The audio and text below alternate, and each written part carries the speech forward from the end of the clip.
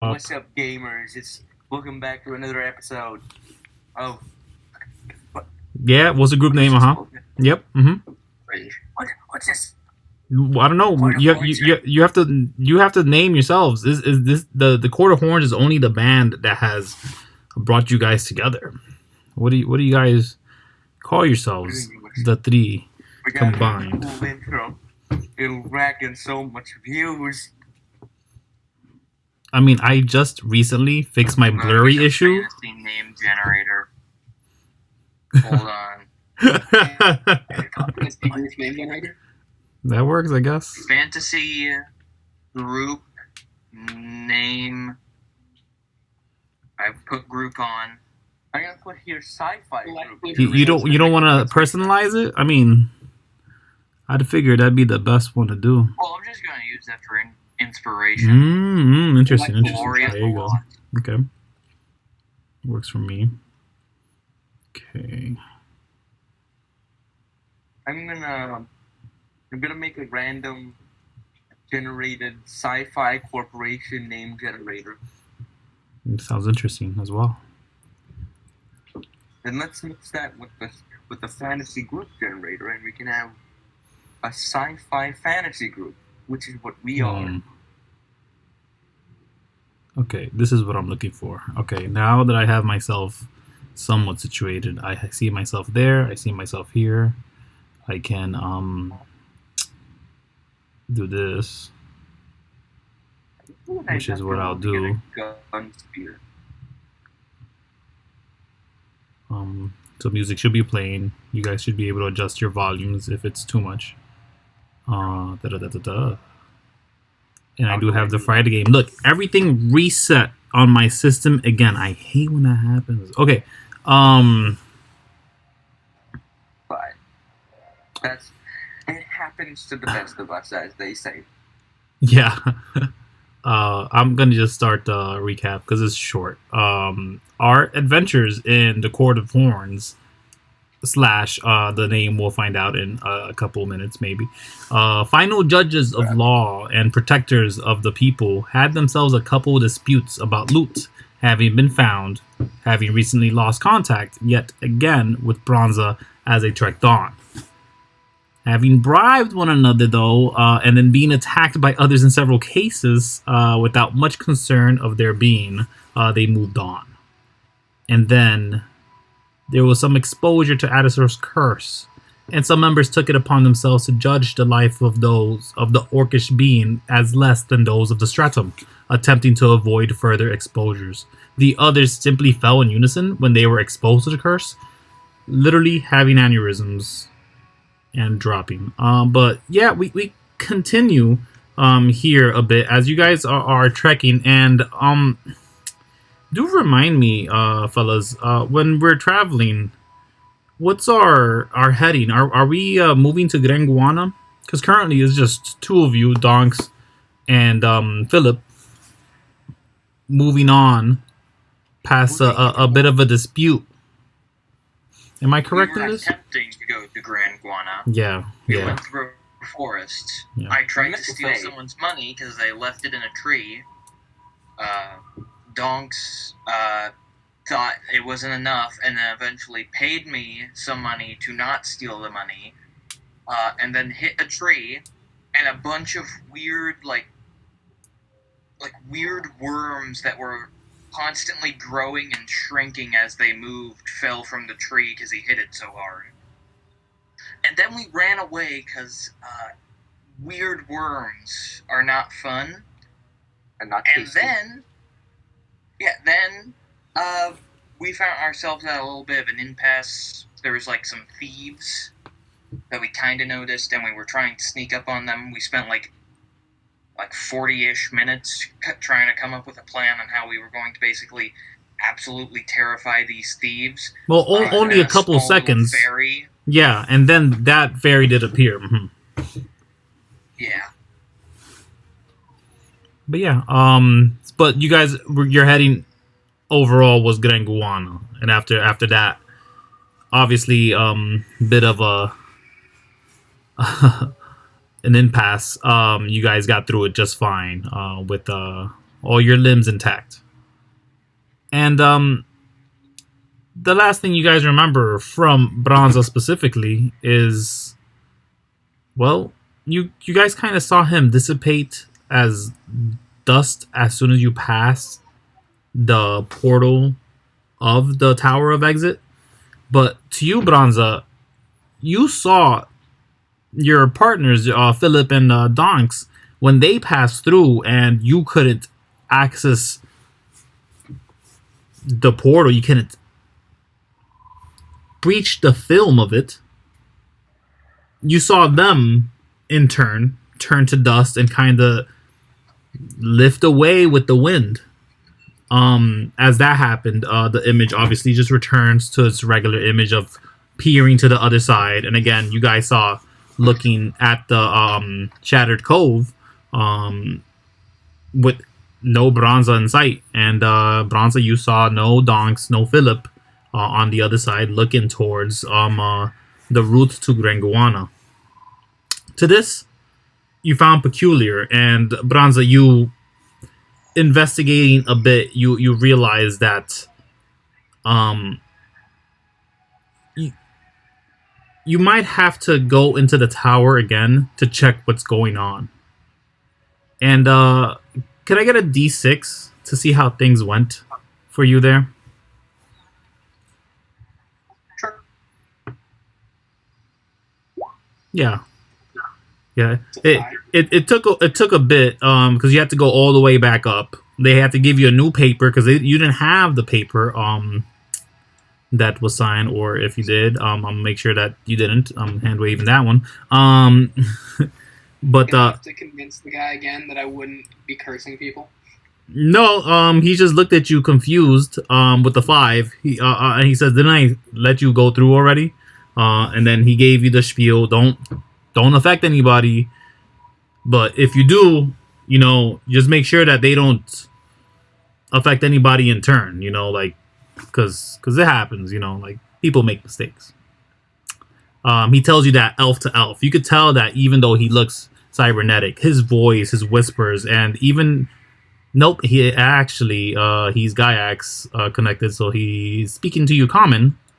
But then he tells you not to infect anybody in Elvish once you are alone with him, and you get that much from him that this guy might just not want to affect any more people with this curse of Adasor, this thing that's brand new to this area, to at least the degree of it hasn't encapsulated the entire society here, But yeah, you do eventually go through the film itself, and it's a bit of a walk. It's a bit of a sight. I mean, it turns into that of a pink aura floating in the sky, not too dissimilar to what it is outside in the overworld. This strong power, this pool of energy, the radiation.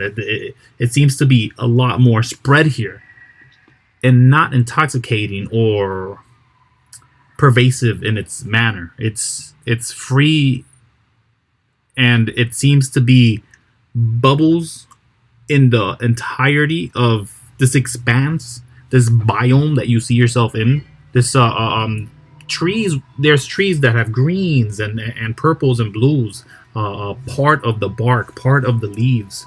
Sometimes the leaves look like they're feathers, and then upon a closer inspection, you see that they are feathers, and that this wasn't a tree, that it is an entirely large bird that just coyly looks over to you and then looks away just to fly, being spooked that you were there. But you do walk to Grenguana, I'm assuming, right? Yes. Yeah. Yes, that was where I was trying to head. What pace do you take walking to Grenguana, knowing that you're behind your partners for sure, because they weren't there when you passed through?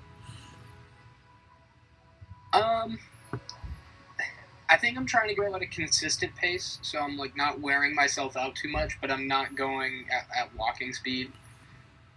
Kind of like just jogging. So slightly faster pace. Sure. Like, not a full sprint, so I'm not like huffing and puffing sand. Yeah, that sounds great to me. I'm gonna take you all to a map, and I want you guys to just put yourselves there. Again,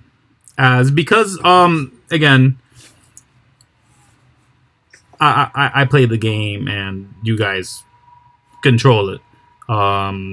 You say the words, you trigger the situation, it brings you there, and just to be honest, the guys in our last game, go down where like Phillip's character is at, because you guys are moving up diagonally to the northwest.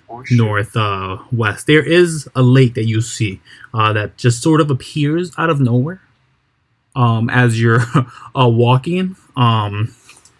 But before I get to that too much, and put yourself on there, Branza, for sure, because you're gonna bump into these fellas because they decided to walk relatively slow in the manner to most specifically avoid confrontations and to maybe possibly seek out some goodies or interesting locations around. But as they are taking their time, it does allow for you to catch up to them just about here, halfway to Granguana. Would I be behind? I would be behind them on Yep. opposite to the right of them. Yes, you would be behind them, just around where the rocks are, possibly catching up as all this is happening. Because, to be honest, you're gonna catch them around late if something happens. But as you guys are definitely in the Underworld, this place isn't a secure location. This isn't safe zone. You guys have not seen the safe zone. I haven't shown you what a safe zone is. I haven't shown you what safe zones have to offer. So I haven't brought up the term. But since we're not here, I'm going to need some rolls to see if there is an encounter. Maybe there's something after you. Do me one favor, Agonizer, put Phillip on the name on there for me, please, very much, because it just helps me visually.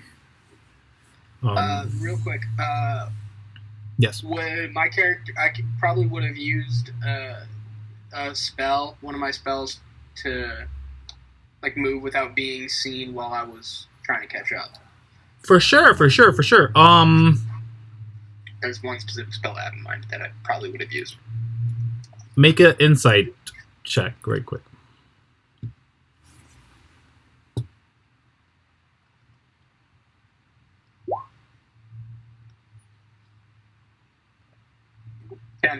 Okay, no, you'd have advantage.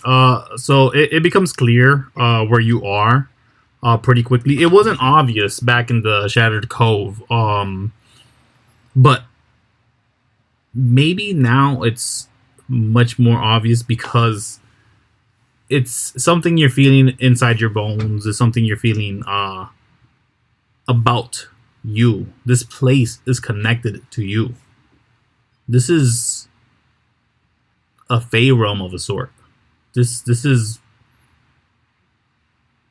where elves and archfays can be found. But that doesn't make sense because you're in the underworld of Port. But you are where you are. And your 18 does give you that. And while you are learning this, you can pretty much tell that while it is a changed place from what you've heard in stories, in the tales, all the familiar information that you've got, any notes about it, any nuances, it's off. It looks like it, but it is off. Especially this pool of river, this water, it seems to be continuous. It falls onto itself, and in a whirlpool, this beach that just this water that seems to be out of place in this location. It's taking up a bit of mileage. You can tell it will take some time to cross, but it is a expansive area, and water falls on it, yet it itself falls into something else. you can tell that in the center is a whirlpool of this beach. So the center is all beached around, and you guys are just skirting around. But yeah, since we're here, Donkz or Phillip, do one of you want to roll a D100 to see if there's a random encounter? I'll do it. Yeah. Yeah. 100. Yeah. So do you guys want a random encounter or no? That's your choice. Random encounter. Yeah, yeah. I would just be getting to them, but they wouldn't have seen me yet? Yeah, no, with the 100, you actually arrive there right now. Just fine, because I think someone stopped to like tie their shoelaces or something. We'll say. But yeah, you bump into them right now. Yeah, what do you guys are you guys looking for something specific?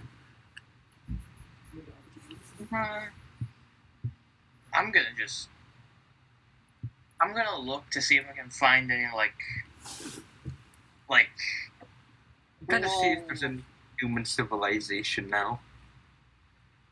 Any waypoint markers, probably a hut or just a tower, something along those lines.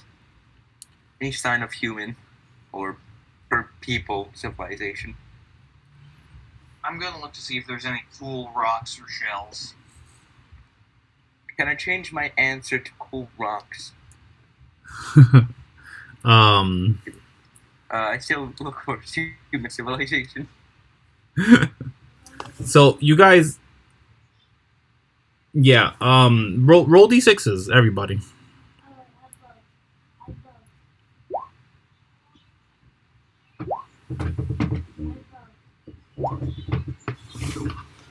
Three. What is that? 1, 2, 3. Dos. 1, 2, 1, 2, 3. 1 second, guys.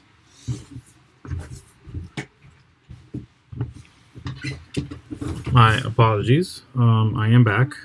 I have a 2 and a 3 and a 1. Okay, on the d6s. Okay, great. Yeah. So yeah, you find for the Signs of Civilization, Donkz, you find a tablet, and this one's easy for you because you point out some rocks that are sharp, and no one should generally walk around. And Phillip, he avoids those and immediately finds a different set of minerals that seem to just shine. Let me get another D100, Phillip, for those for the quality of this rock. Yeah. It looks to be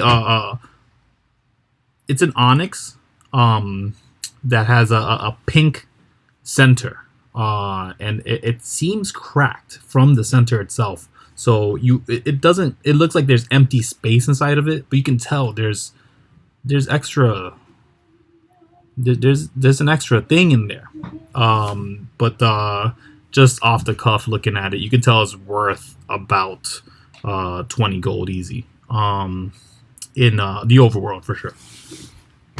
But you do find a tablet, Donkz, one that and again, as you're wearing this mask, it's very easy for you to realize what and where things are. And as you're looking at this, as you're feeling this tablet, you're kind of getting a sense of its age. But you can't read it because you can't see it. Is it engraved or is it? Yeah, it's engraved. You feel letters on it. They feel unfamiliar to you though. You don't know Sylvan, do you? Do I know Sylvan? No, I don't. Yeah. So Sadly, I can talk Sylvian. Or Elvish. Elvish is also, I consider Elvish and Sylvan dialects. That are Sylvan's more of a Fey language. Yeah. But in my world, I had to do a whole lot of hand waving on that one in the form of they're sort of related. Sylvan is more like Old Elvish, is what this place is. So, Yeah. but do you know Elvish? Do you not? Branza? Branza knows Elvish. Yeah. So you could kind of get some information from that. From the Sylvan. That's how I tie them. Sorry, I just want to say that's how I tie them. I generally have the languages paired, and then there's the whole universal language. You guys are gonna deal with this language stuff, and then you won't have to worry about it at all. But then if you want to learn languages, is actually easier than if you're trying to learn like in other games, I guess. So that's nice. But continue, Donkz, you were saying. No, I was gonna say Douglas. Do you know Elvish, Douglas?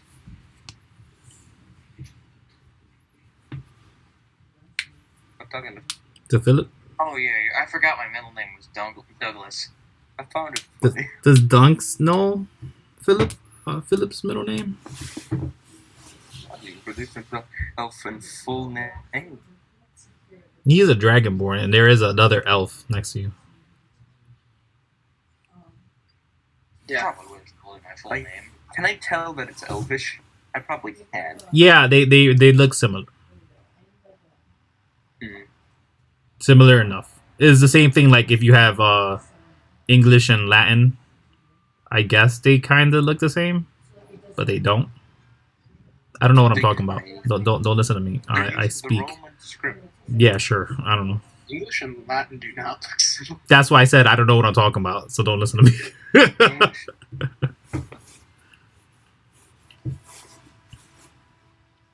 But yeah. So, Phillip picks up this fancy rock he found. Mm-hmm. Looks at Donkz. Well, of course I know. What language was it again? Sylvan or Elvish. Okay. Sylvan is specifically what is. Mm-hmm. I'm going to lie to him, saying I do know it, but I don't. Okay. You need me to make like a deception? I don't know, Donkz, do you believe him? Do I believe him? No. No, I fucking know, that's for sure. That means 2 crits.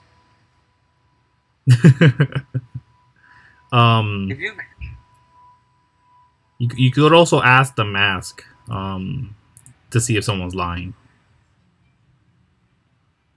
I'd rather just figure it out. Okay. The mask can have his beauty. The mask deserves his beauty rest. Yeah. He doesn't need to be pestered every 5 seconds. Okay. Are you still blind? Yeah, I'm still blind. Oh no. Has it been a day? Do you want to try it this time? It hasn't been a day yet. I mean, the mask is pretty cool. I'm doing a lot of cool stuff with it. I think I'm going to keep it on. It's definitely not going to get attached to my face. Branza, you have heard the mask every single time. I've heard it's called Phillip the Insane One now. Yeah, I forgot you have one of those D100s gave you some ability, but you do hear the mask because of it. I forgot what ability I got. One that you could hear the mask at least. True. All right, cool. Yeah. Phillip. Trust me, Doug. I know how to read this. Yeah. Do you guys read it there? Well, I can't actually read it. Do you attempt to read it there? I'll try to read it. Okay, go for it. Make an intelligence check with disadvantage, of course.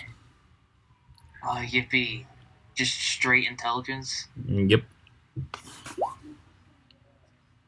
Oh, 7. God dang it. Yeah.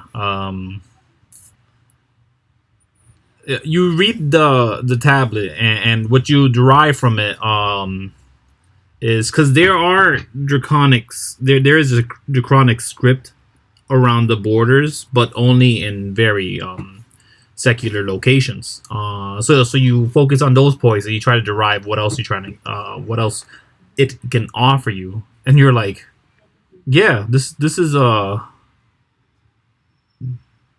communication device of some sort. You just don't know how it works. From the Draconic script itself that's on there, it's basically trying to eventually get to either a magic that would lead you to communicate to something else, or this you can communicate to it. You're not sure. You just know that it allows communication of some degree based off that Draconic script that you're reading.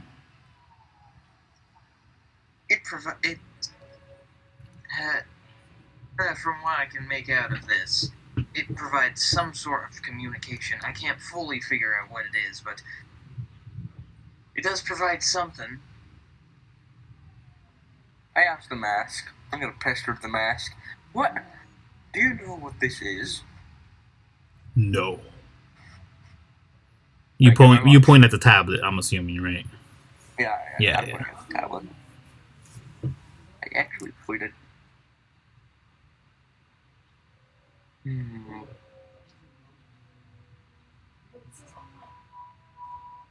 Perhaps I talked into the tablet. Yeah.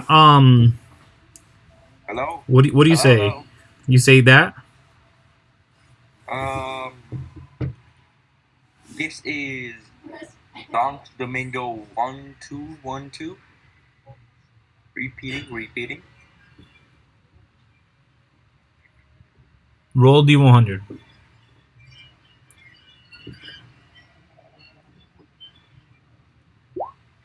37. We're getting a lot of 30s. Yeah, there's no response. At least there doesn't seem to be one currently. Could be that, again, based off what you know, because you guys are from a different planet. In fact, all of you, besides Branza. And sometimes if you're trying to reach somebody really far away, or heck, you might not even have a chance to do it since you're inside of a planet itself, so that might be blocking you. But yeah, if you're ever trying to reach somebody really far away, sometimes it takes a long time to those messages to get there, assuming it's something of a mundane manner to do it from, i.e. by a radio, which takes the longest, or laser, which is obviously faster but still takes a long time. Yet magical can be influenced to work faster than all of those combined, and this one could probably just be one of the mundane ones, just look a little magical. You're not sure.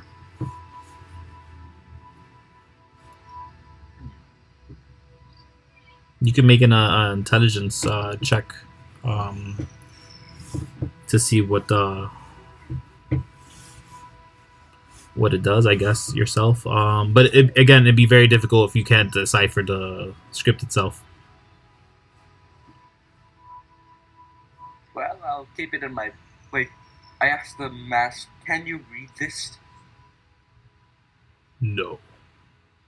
Oh, man. I put it back in my bag. Okay. In my trusty Indiana Jones bling bag. Branza, you'd be here by then. You'd see all this. Yeah, but I don't think I get a good look at the thing, so I don't think I noticed that I can read it. Sure. All right. So where do you guys go? Do you guys move on? You guys hang out here for a short rest? This is a bit of a clearing. I'd like to short rest. Yeah? Does Branza just appear out of nowhere? I've been jogging for a while. I'll take a rest. Yeah. Yeah, so Do I see him? Do Do I see Branza? Yeah, he's been here for a while. Like as when we rolled that D100 and it landed on 100, he was there. Hey guys, I don't know what happened.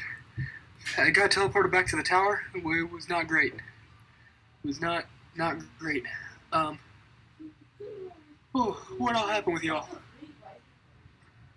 Oh, hey. Yeah, it's been a minute. We killed a bunch of goblins when I spoke to them. I brandished my weapon. Was it goblins or was it orcs? It was goblins. We also, what else happened? Oh yeah, he punched a tree so hard that a bunch of worms fell out of the tree, because... he also paid me money not to steal money. So I guess you just stole money from him then? Well, not necessarily, because he gave me money to not steal money, which means he gave it of his own free will. If I would have taken his money without him knowing... Blackmail? It wasn't blackmail, he gave it to me. Okay, I was just trying to take some abandoned money that was stuck in a tree. He paid me not to steal money. So you shook him down.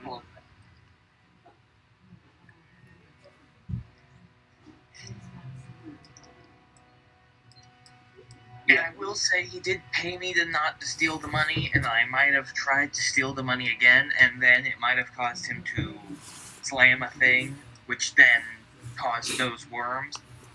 Those worms made no sense. They looked like a fucking optical illusion that was trying to eat us. Oh, that sounds trippy.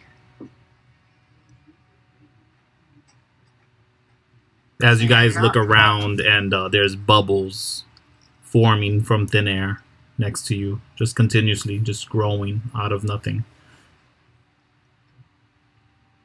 What the fuck? This place is weird. This reminds me of the Fey Wild, but... This reminds me of those times I drank all those mushrooms. Fey Wild? Yeah, that's pretty accurate. I mean, that's the Feywild. As you say, mushrooms by the trees, the little bit of a clearing itself. You see about 4 of them turn. Did you call my name? All in unison say the same. Fairies? No, it was mushrooms on the ground. They all seem to have googly eyes, besides one of them who's looking at you with a mean mug. Hi, little fellas. He was talking about how he ate some of you and got high off of it. They're like dancing in the air. they're not saying anything. They're just smiling at you guys. I'm gonna pet the little guy. Besides the one. He seems nice. You're I'm gonna hold him. You're gonna pet the angry one? No, not the angry one. Oh, one of the other ones? Okay, yeah. All right, make a con save.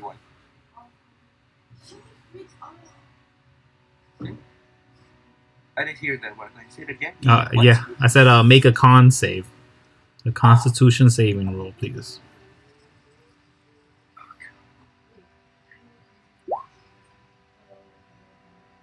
God wants me a 10, so I give him a 10. Yeah, you drop unconscious, and that's for an hour.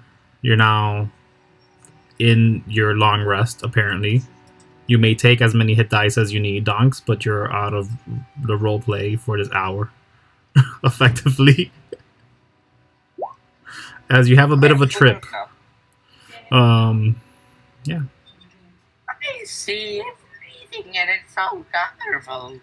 Yeah. No, it's not that kind of trip.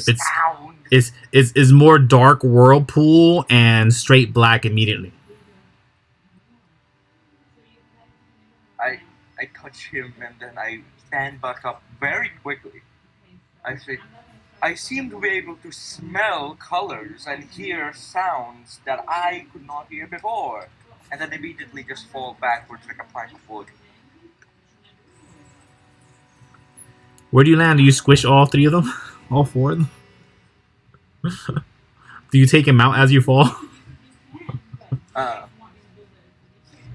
You can roll a D100 to decide for me. Nah, be a D8. So many unusual dice rolls. 6. How many did I take out? No, yeah, you fall just on the sand. You're fine. No, I wanted to take some out. No, you fall forward into the sand itself. Yeah. But yeah, you guys see that occur. Hey, little buddy, how'd you make him fall asleep? They're just looking at you. Big smiles on their face. Besides, again, there's one that is not smiling and has a bit of a tooth, and he's just looking at you. I don't like that mushroom. It's looking at me funny. It's just, it has not broken eye contact with you, Phillip. Oh, it's pissed that you ate mushrooms. I didn't eat mushrooms. I crushed them up and then drank them. You hear 3 of them gasp, but not in unison. Shit. They do not like you. They're still smiling though. Why don't you bring it up? Yeah. Well, he's. Did I bring it up?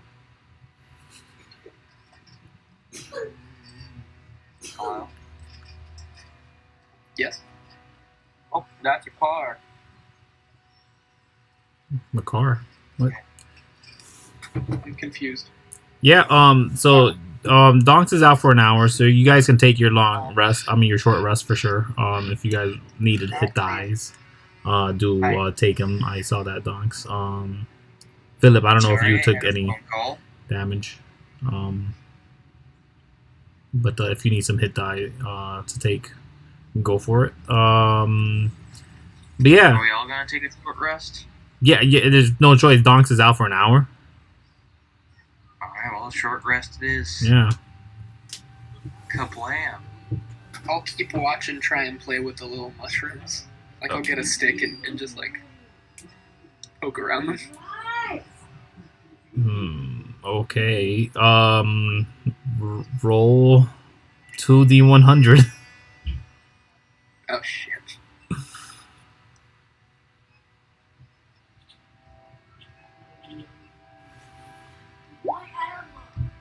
Yeah, okay.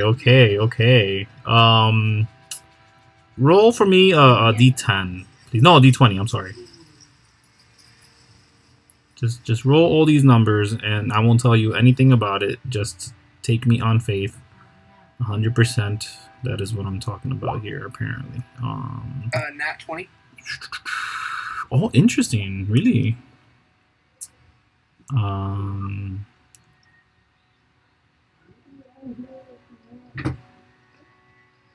Okay.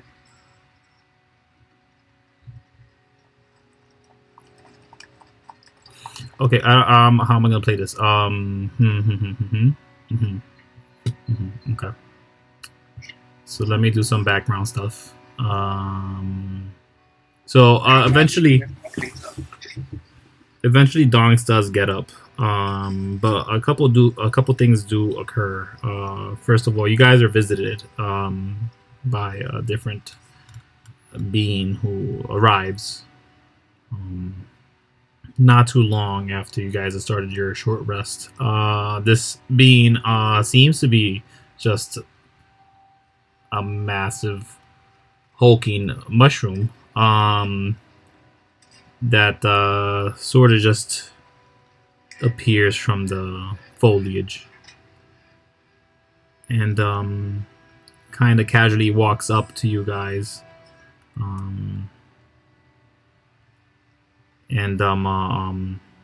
he does go over to the mushrooms. When he arrives to them, he seems to sort of ignore you, Branza, as you're interacting with these things, but you definitely notice as when he is sort of the size of Donkz himself, to a degree. Let's fix that as The well. mushroom? Yeah. It is clear that he doesn't mean any harm at all, as he does from their body pulls out an arm, just kind of just rips off of the mushroom itself, like kind of like if it was stowed away. Part of the mushroom just lifts like off. a mycelium arm. Yeah, exactly. And then he goes to just tap every single one of them at the top of their heads, or the top of their mushroom tops, and they each give a giggle. He goes to the last one, who was again mean mugging Phillip and has been for a whole hour. And he goes to do it to him right quick too, but then he pulls back immediately, watches as that one goes for a bite at the air, and then he goes to tap him real quick and then pulls away. But yeah, then he gets up and he does notice all of you guys. And just as soon as he's about to speak, you guys... Well, yeah, let me get perception checks.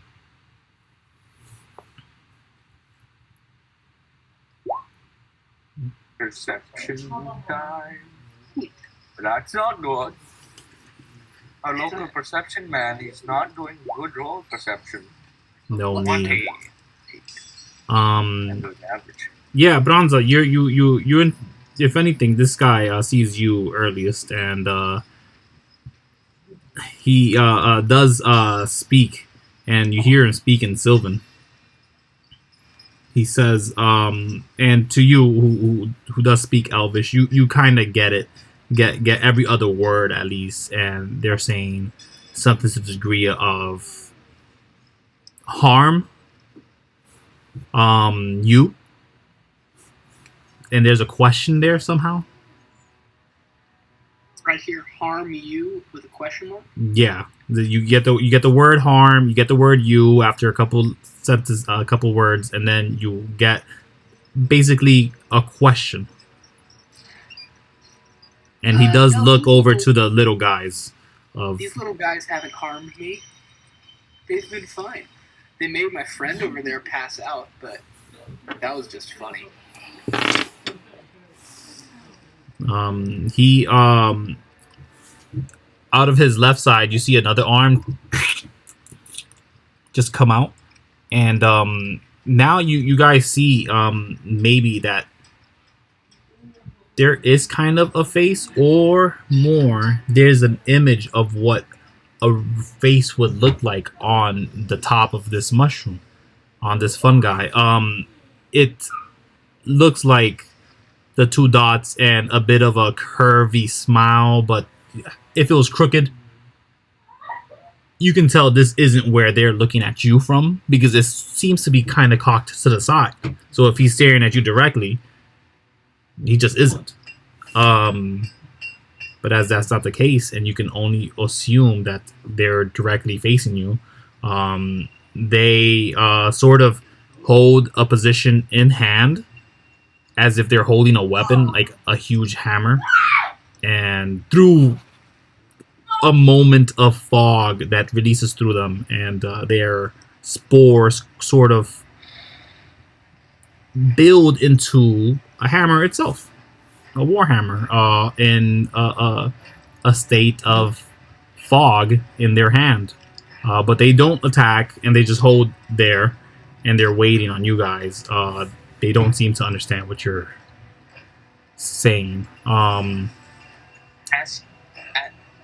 going to get Branza, and I'm going to ask him to say something in Elven, and I'm going to ask him to ask the mushroom guy to ask if he can, one, understand Elvish, but also, two, can he read Common? Okay. I'm gonna ask the big mushroom 3 questions.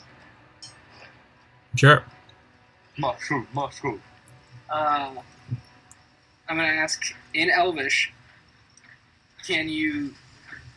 What did you want me to ask him if he could speak Elvish or Common? I know you wanted me to ask about Common, but If he can Speak Elvish. If he can speak Elvish or understand Elvish, if he can read Common, or if he can read Elvish. Okay.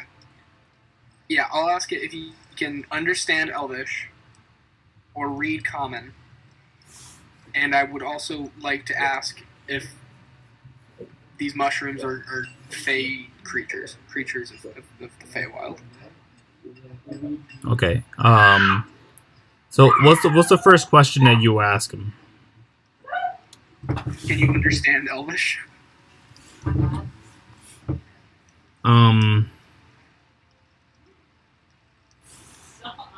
He's going to nod, and as he's going to nod, you see his like hammer dissipate in place because it doesn't seem tangible in its original form. So it just kind of goes away as soon as their hands go up and grab at their mushroom top, seemingly reeling back from something.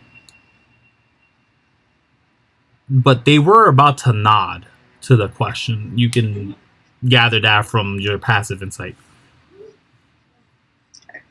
Are you Fey creatures? As soon as you speak again, he's holding his hands up, waving them, basically asking you to stop without speaking.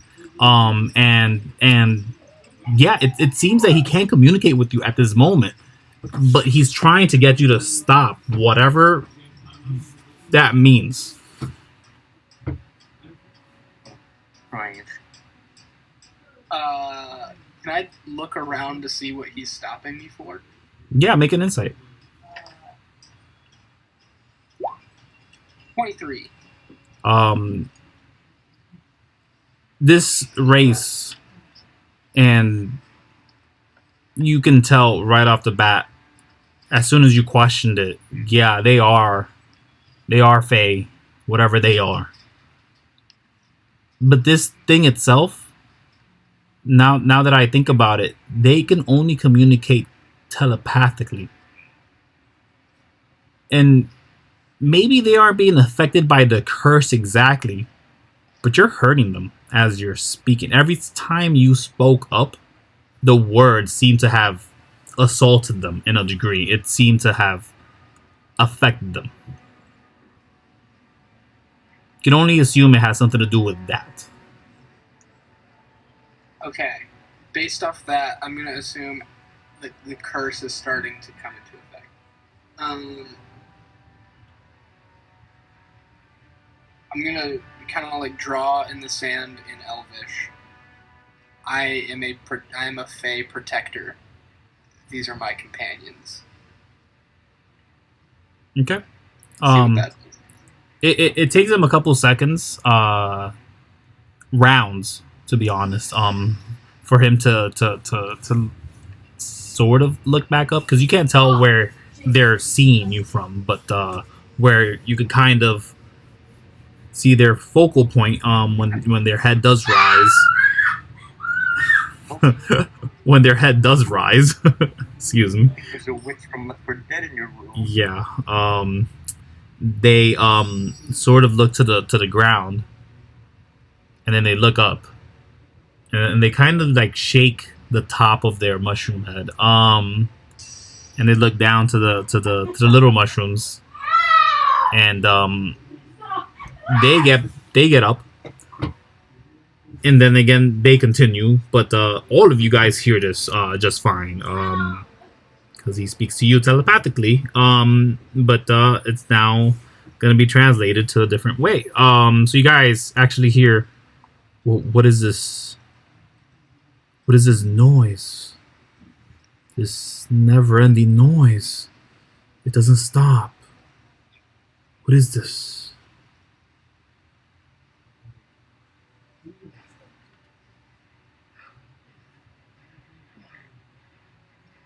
They're kind of just holding themselves. Oops.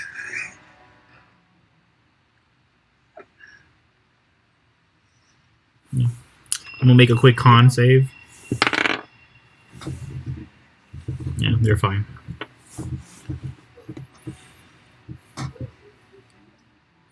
But yeah. pull Phillip aside and be like, we shouldn't speak to them anymore. We're cursing them.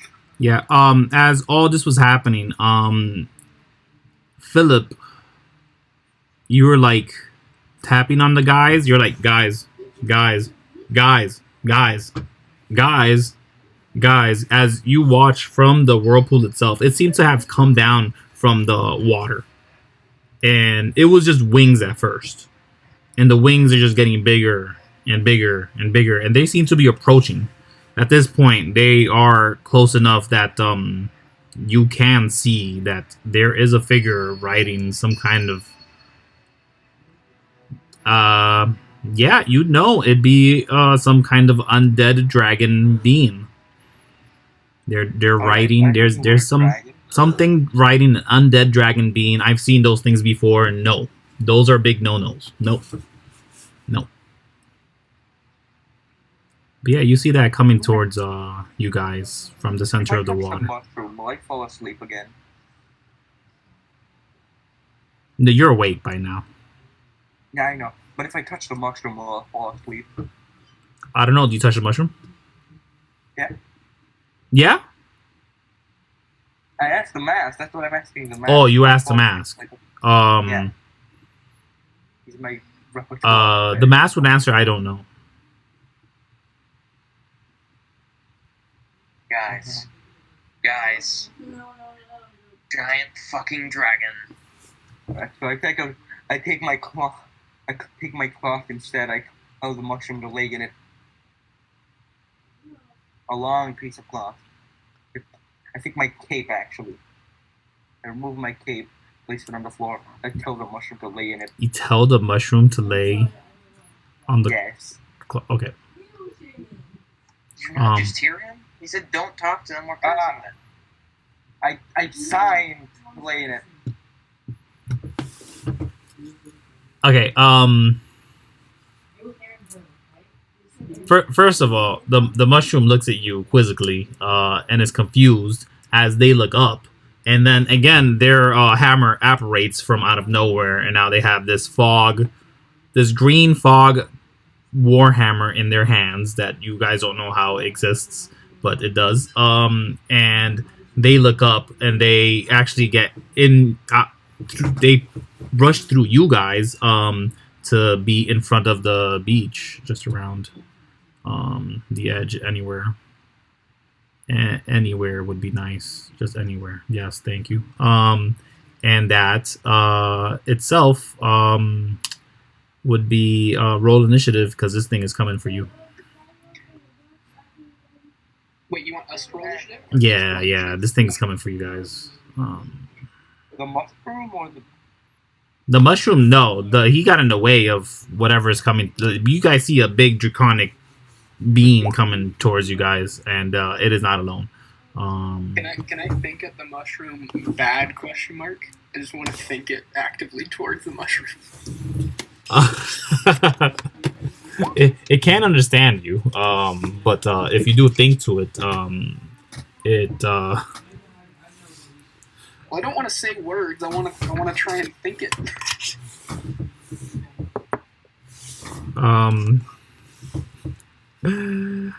It's already cursed. I mean, what are you trying to keep from happening? I don't want to curse it more.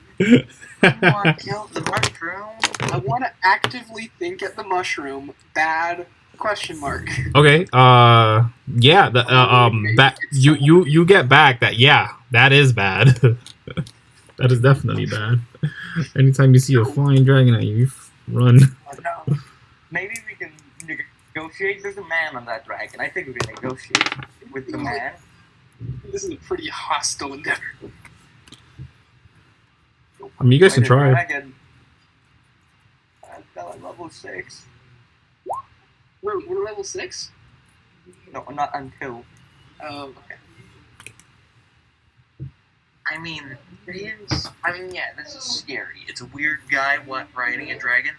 That's pretty badass. But also, he's kind of riding like a decaying dragon. Still scary. Might be even more scarier than normal. I don't know what to do. I'm kind of freaking out. I don't know what to do in this situation. All I wanted to do was talk with this mushroom man and now there's a. And Phillip just like starts pacing back and forth. All right.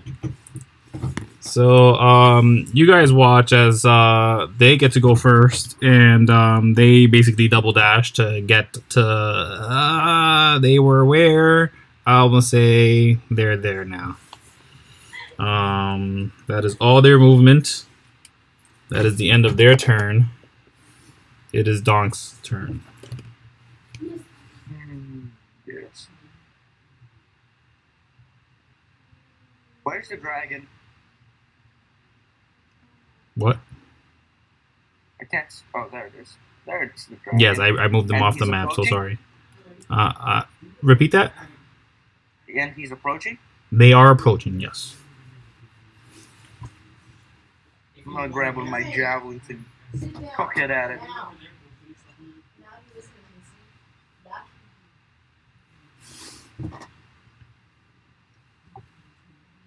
What's my range on this javelin? What's your range, javelin? Help me. Range on javelin to throw? 30, 120. Yeah, you got it. So I'd like to run up 40 feet. Like near the water, or so around this. Okay.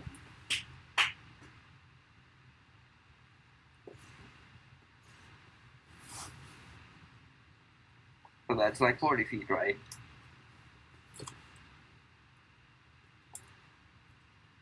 I'll move one more left.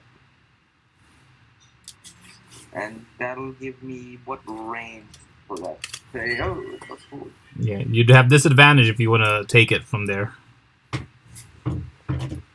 The shot with a javelin? Yeah, I take the rage action bonus action.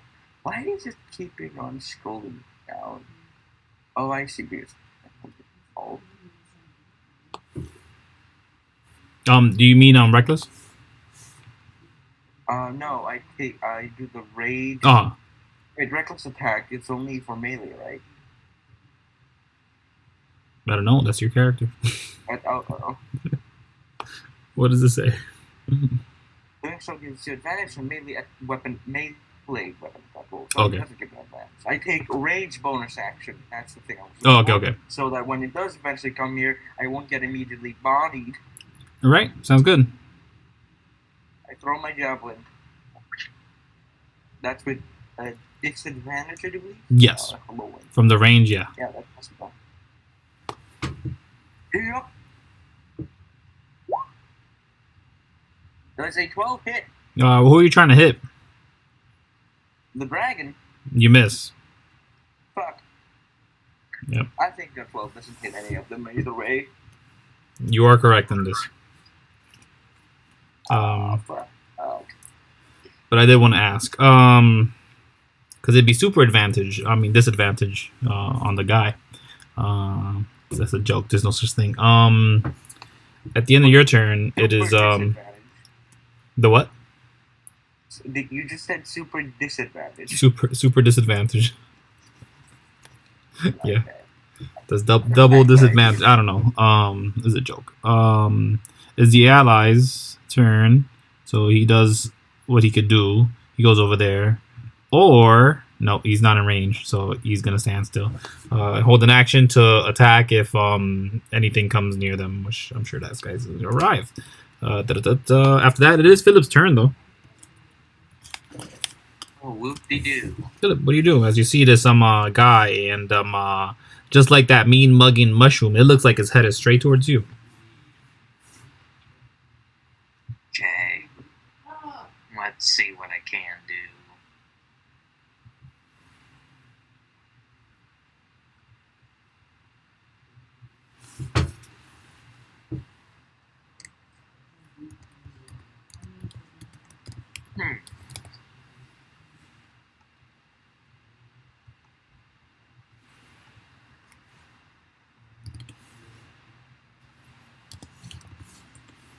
Well, first I'm going to go 1, 2, 3, 4, 6.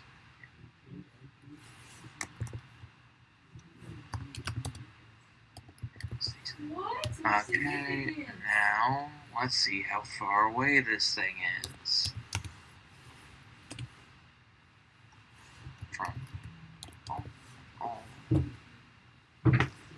How are y'all doing that arrow stuff? How are y'all doing that? An arrow? It's the little measuring tool thing. The fourth one to the bottom. Gotcha. I do believe the select can move. If I hold all, nope, that's wrong completely. If I hold all, it still moves the grid. That's how you do. That's how you do. I've always wondered how you do that. Gotcha. That's cool. Anyway, well, hold on.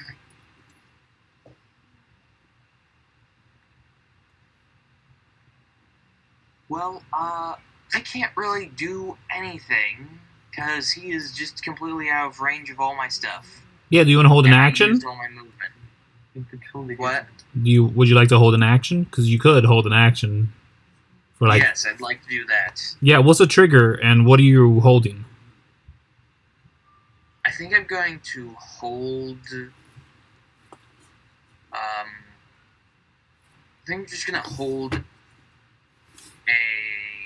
attack with my light crossbow until it gets closer.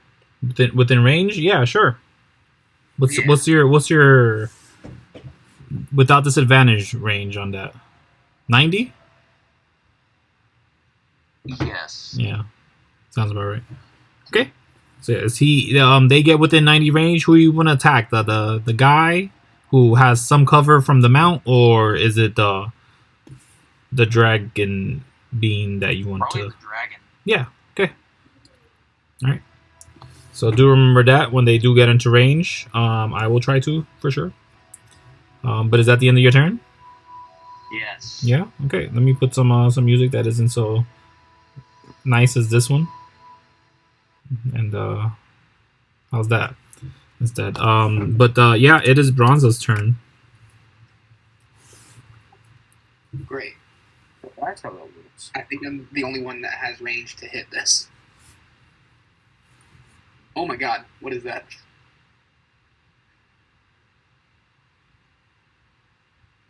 That is so distracting.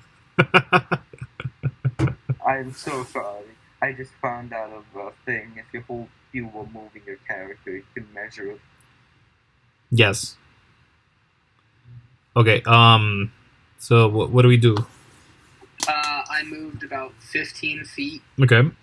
towards it. Yeah. And I'm gonna shoot at the dragon with my longbow. Okay. Because I don't have disadvantage on that. You do not.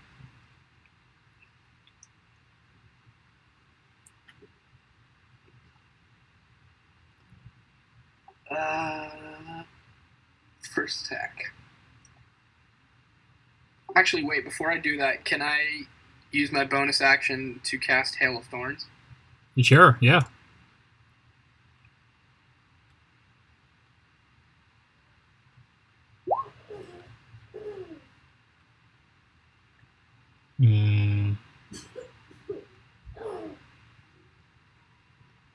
Deja vu.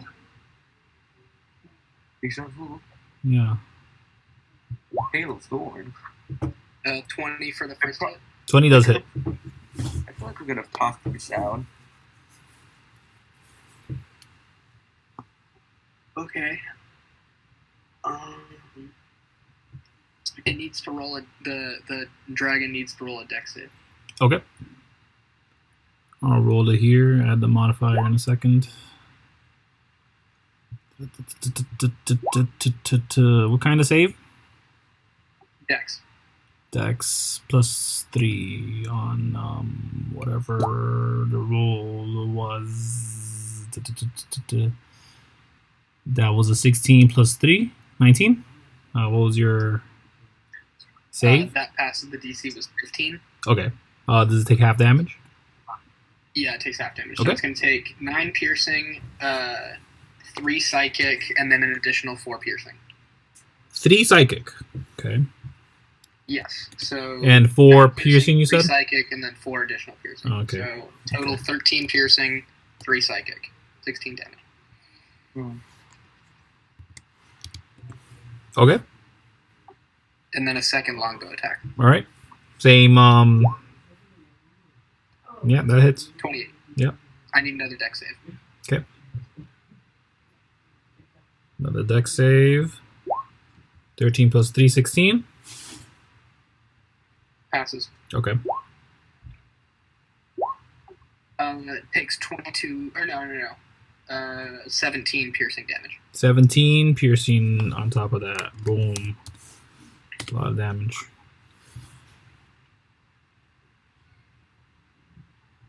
All right.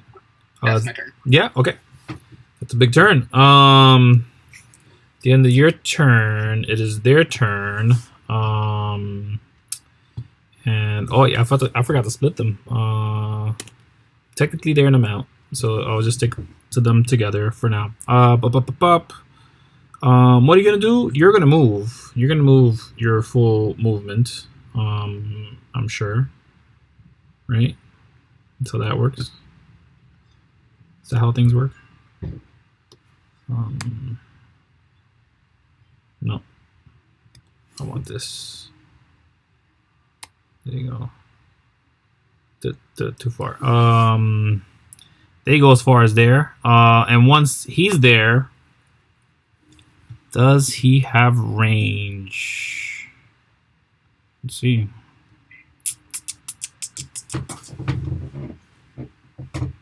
Yeah. No. No range. What you guys? You guys are in the way. Oh man.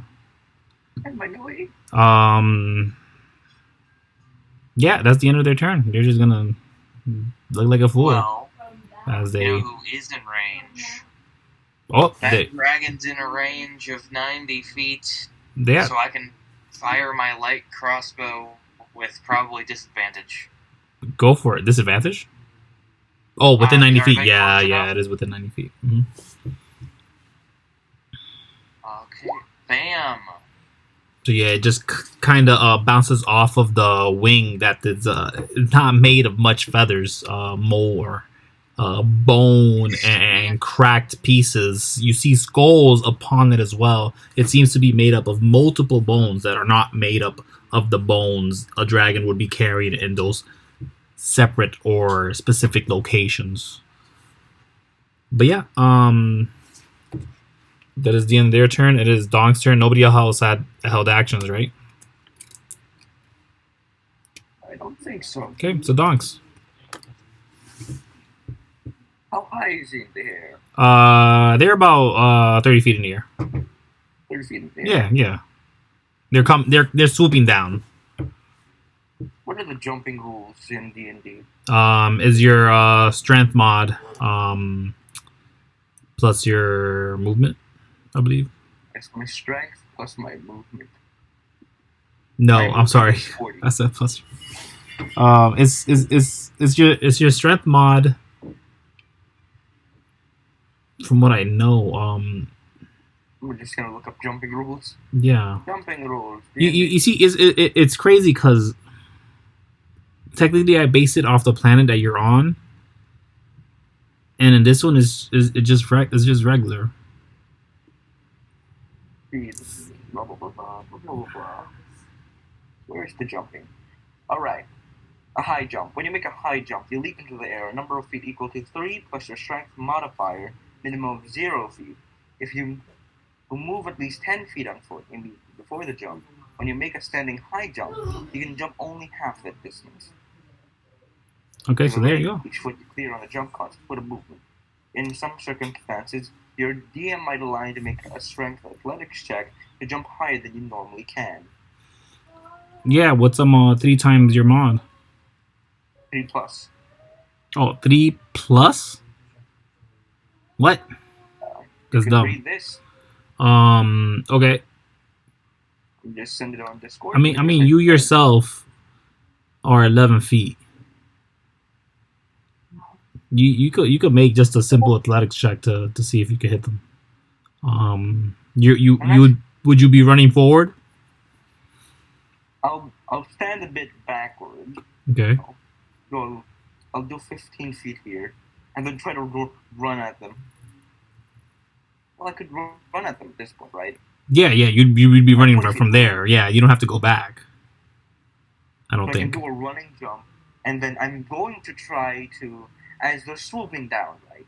Okay, yeah, make that athletics check for me, because you are running on water. I'm raged, right? So I get advantage, I do believe? Yes, not athletics, for sure. Alright, you have advantage on strength checks and strength saving throws. Athletics is a strength check. So I have advantage on this one. Oh, I didn't roll. 19 athletics. Does it make it? 19, yes. Yeah, you can reach them and you can make the attack. Did you want to make it reckless? I'm trying to make. I'm trying to actually jump and grapple them downwards. But since I'm just trying to use my weight to make them fall downwards, so I'm just trying to jump and grab at them.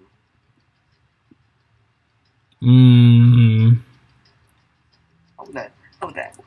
I would say it wouldn't work, because as you're looking at them, you don't know what to grab onto. They seem to be pieces that are not glued together yet stay together. No. He's a necromancer, kill it! You say that as you're going into the air. I'm going to try to do an attack with my glaive. Okay. Fire. Yeah, that hits. 19 hit. That's a 15 damage right there. Pretty good. It's heavy damage on this thing. As you guys hear it for the first time making noise, it sounds like it just sounds like a bird getting struck. If it wasn't dead, of course. But you know. Yeah, is that the end of your turn? Yep, that's the end of my turn. I was thinking to grab onto them. Yeah. It is disgusting. Yeah. This thing needs to be put down. They see your exact motion. And when I say they, I mean this being, this mushroom, this fun guy. They're gonna make, I don't know why I rolled 2 of them, but that natural 20 athletics check plus his bonus. Very nice, and he's gonna go for the strike as well. So make sure to move yourself right under that guy, because that's where you are now. And that's where that guy is. To block the bird. He's going for an attack. The 18 does hit, just hits, and he does a good amount of damage as well. But that is the end of his turn, and it is Phillip's turn. And that's where that guy is. To block the bird. He's going for an attack. The 18 does hit, just hits, and he does a good amount of damage as well. But that is the end of his turn, and it is Phillip's turn. Well, first, I'm going to move 1, 2, 3, 1, 2, 3. Absolutely sure. Next, let's see. God.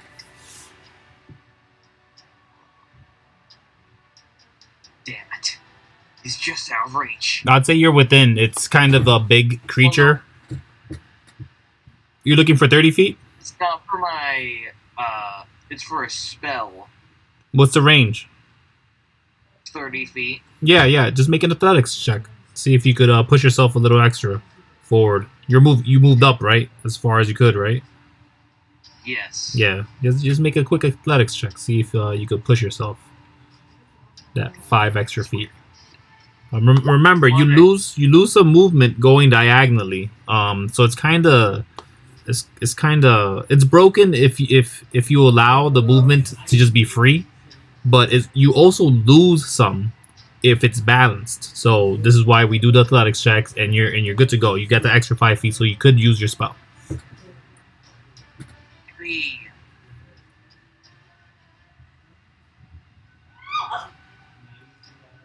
Okay, well, I'm going to try and cast Hideous Laughter on the dragon. Sure. Sure.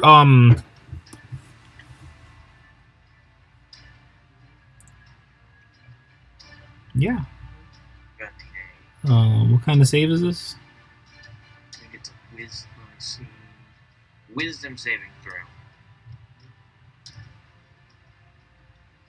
The target has an advantage on a saving throw if it's triggered by damage. What? Ooh.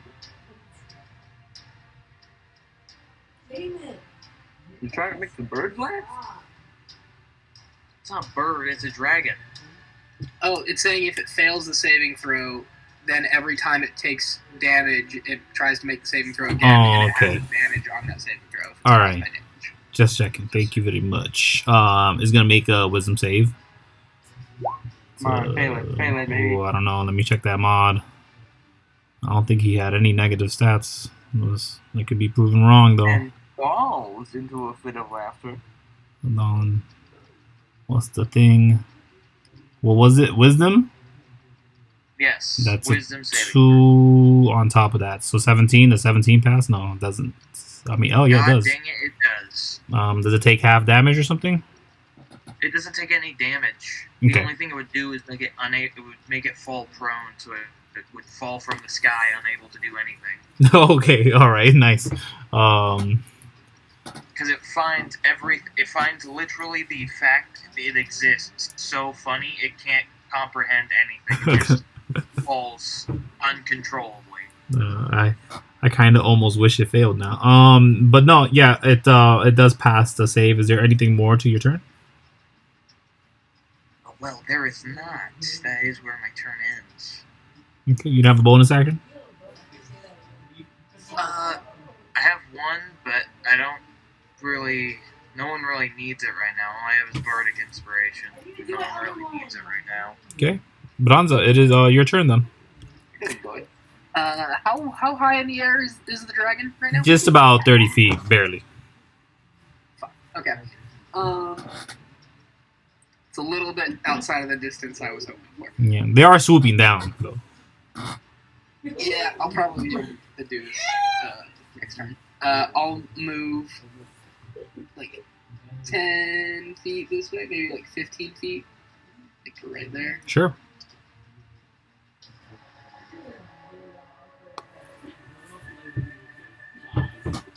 And then I'm going to make another 2 bow attacks.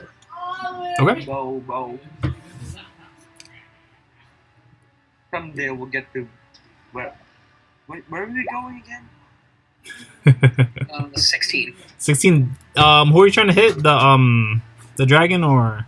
The dragon, because I don't want to shoot at the guy who has cover. Okay, so your 16 is not enough as it just hits the face of the dragon, but it just bounces off. You can tell the arrow just has no effect. Second, wait. I want to double check something real quick.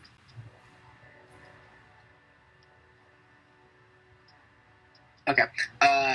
Yeah, then second attack. Okay. Second longbow attack. Again, same thing. You're just hitting him, but it's just not piercing through to the dragon. Dang. All right. Yeah, that's 0 damage for me this turn. Okay. Good. You did so much the last turn. Sheesh. Finally their turn, and finally in range as he moves up. Well, let's keep it honest. Boop, boop, boop. Right up to Phillip. Lands on the water. Ignores the other two. And you just see on the dragon itself, the dragonoid itself, this necrotic entity, is a familiar face to all of you. You guys know this guy as, well, he was regarded as a hero in some circles in Aeon. He was the one who trained the Symphony group of all the magic stuff that he knows. He's taught lessons, and he was a quote-unquote legend in Aeon.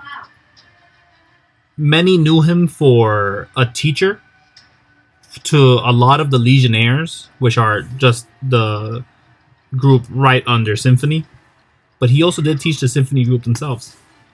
Despite this, he smiles at Phillip and he says, "Finally got a whiff of you."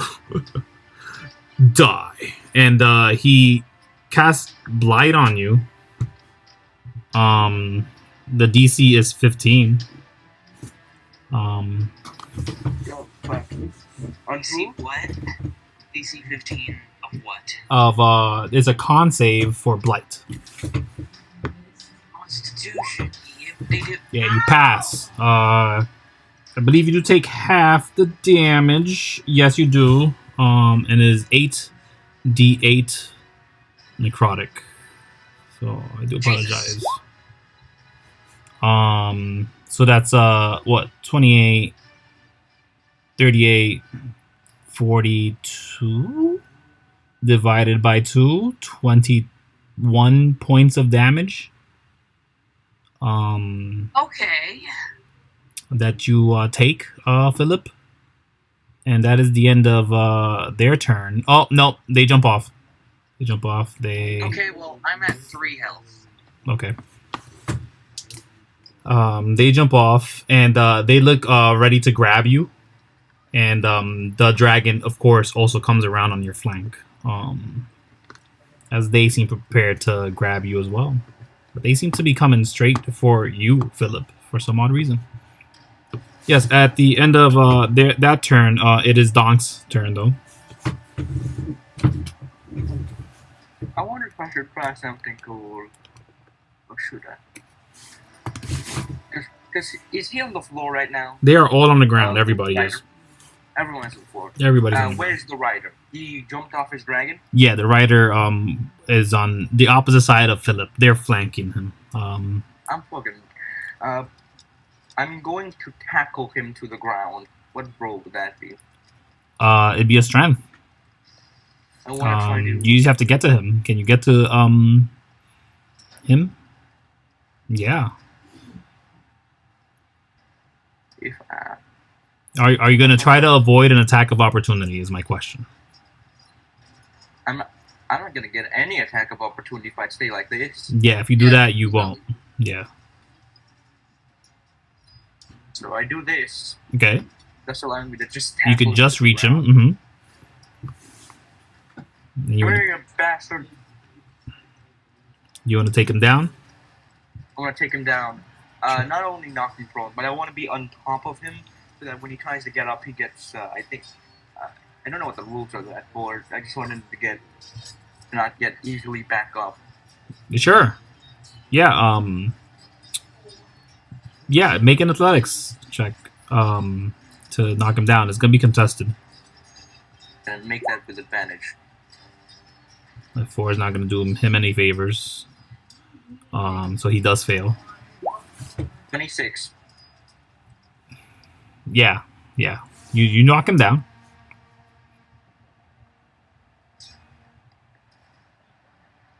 Alright, you piece of... I'm a dragon right now, I'll beat you more to the ground, alright? Wait, what'd you say? I want you to disassemble whatever this fucking thing is, or I'm gonna beat you so hard to the ground you'll be shitting teeth for a week. Alright. I have to intimidate him. Sounds good. He looks at you. He just smiles. He doesn't look intimidated at all, but he is in the ground with you. Is that the end of your turn? Yep. I don't think I can do anything with the bonus action. Okay. All my bonus actions are dead. Gone. Wait, no. I have second wind. I don't need it. I don't need second wind. Okay.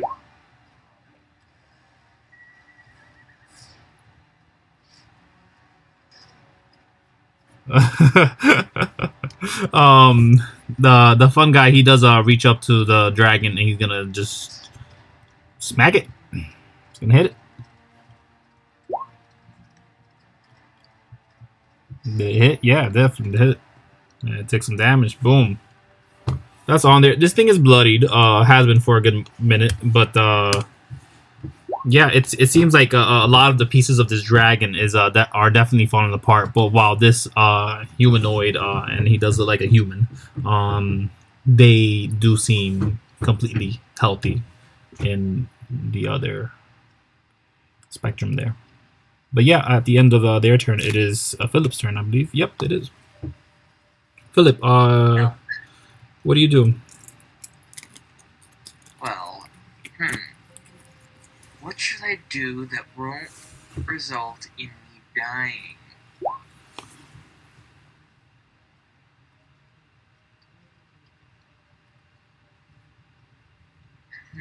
I have Cure Wounds, but it might not be the first thing I do if you move towards me.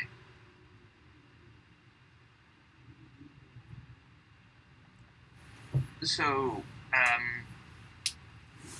can you remind me how my little invisibility predator thing works again? Yeah, you just have to basically and let me double check it because I like that you brought it up, and I rather just ensure because I do have this information written down for you, and it's probably on that one.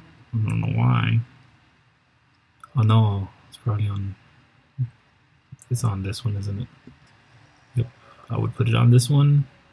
It'd be the best thing to do it on. No questions asked.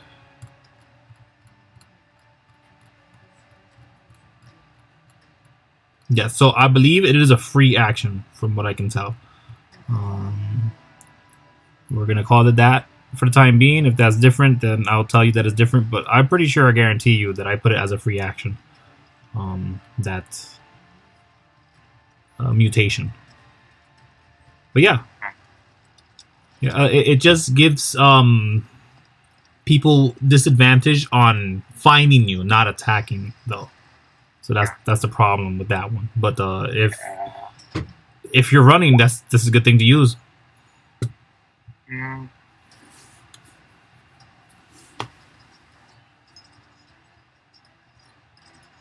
Yeah, I'm probably gonna try and I'm gonna do that so that way I can be a little safer when I run. Sure.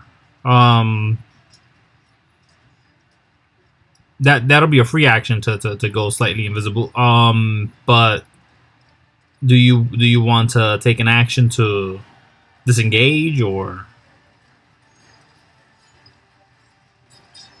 did you just want to run? What first I'm going to do is I'm going to stab the dragon with my dagger. Okay. That probably. No, it doesn't. Well, shit.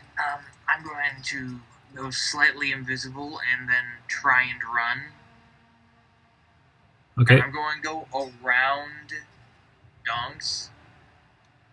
Yeah, they'll both have attacks of opportunity if they take it. Does the guy who's being grappled by Donkz get an attack of opportunity because he's being crushed by Donkz? It'd be a disadvantage for him. Yeah. Big disadvantage. Yeah, he's restrained technically, so it'd be a disadvantage to make an attack. But the dragon is definitely not restrained, and they are both flanking you.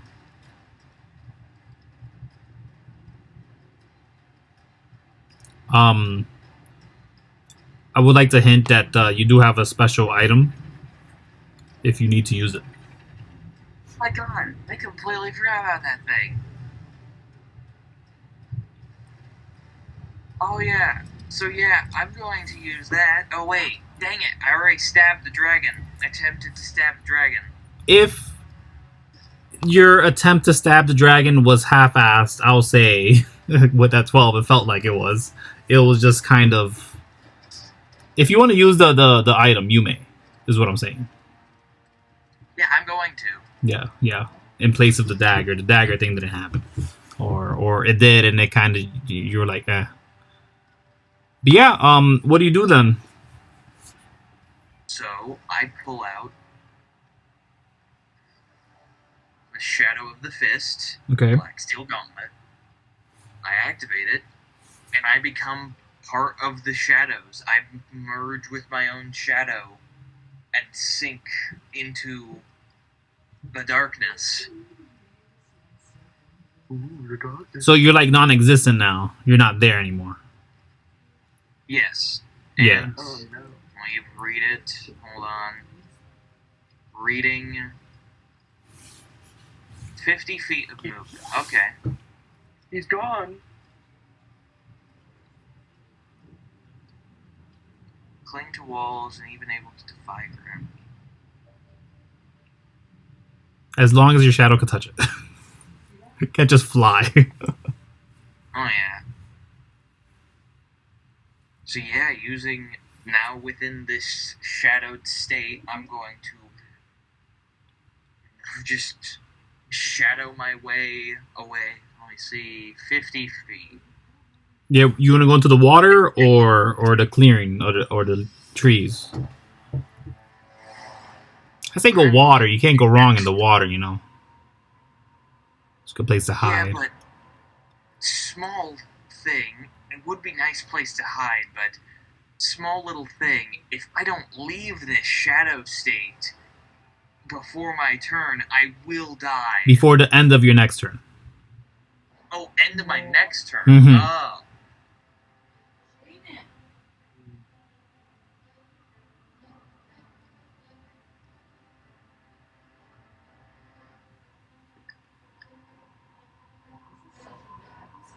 So where are you taking it? I am going to. Let's see, that's 1, 2, 3. He's gonna go and freeze. Wait, 1, 2, 3, 5, 6.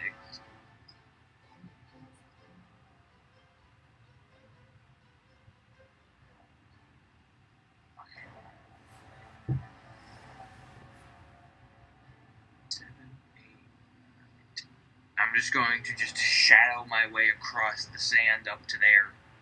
So everyone else just sees like this, just sees me disappear into my own shadow and just see it like bolt across the sand. Yep. To this person's surprise, and you guys know him as his name is Weiser.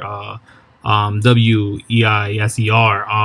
Old man Weiser, as some groups have come to know him in the what do you call it? The Legionnaires factions, but even the Butchers actually.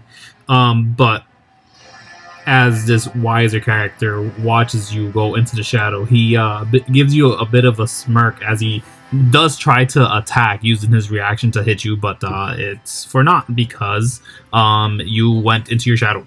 The dragon also looks around in surprise and then directly looks at Donkz, who's on his I don't know, for lack of a better word, master.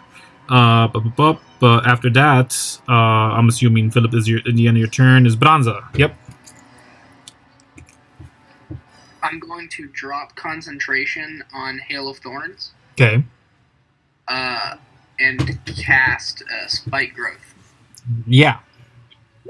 Where do you cast it? You got some space, don't you? 20 feet radius. Where are you centering it? I'm gonna center it kind of like I don't there, like there. Okay. Yeah. Give me a second. I'm gonna grab you something that's a 20-footer. Or close enough. It should be encompassing. It'll catch them both for sure. Donkz, Weiser, the dragon. It shouldn't get quite out to the fungus though. Okay. So you want you don't care if you hit Donkz then. Donkz and I have discussed this. He's cool with it. Okay. So, I'm just gonna grab this thing for posterity's sake. So do bear with me while I search through all these things, just for them to give me the wrong thing. Oh no, that's it right one. Okay. So all the area is difficult terrain, and for every 5 feet, each creature within it is going to take 2d4 piercing damage. And I believe since Wiser is restrained, he's already in difficult terrain, I think? No, that's not how okay. the restrained works. So I think this is right. See? Yay, right on the money. Right on the money, baby. So yeah, where do you want it? You want here? Because you could avoid Donkz being hurt. I'm gonna grapple this man and move. Was that not big enough? If it's 20-foot radius, it should be larger than that. Yeah, I'm seeing that. That's 20-foot diameter. How you have it? Radius. Oh, it's a 20-foot radius. Pardon me. But John. 20-foot radius. It's double then. Yeah. And check that size. What's it got there? Yeah, it should be about that size.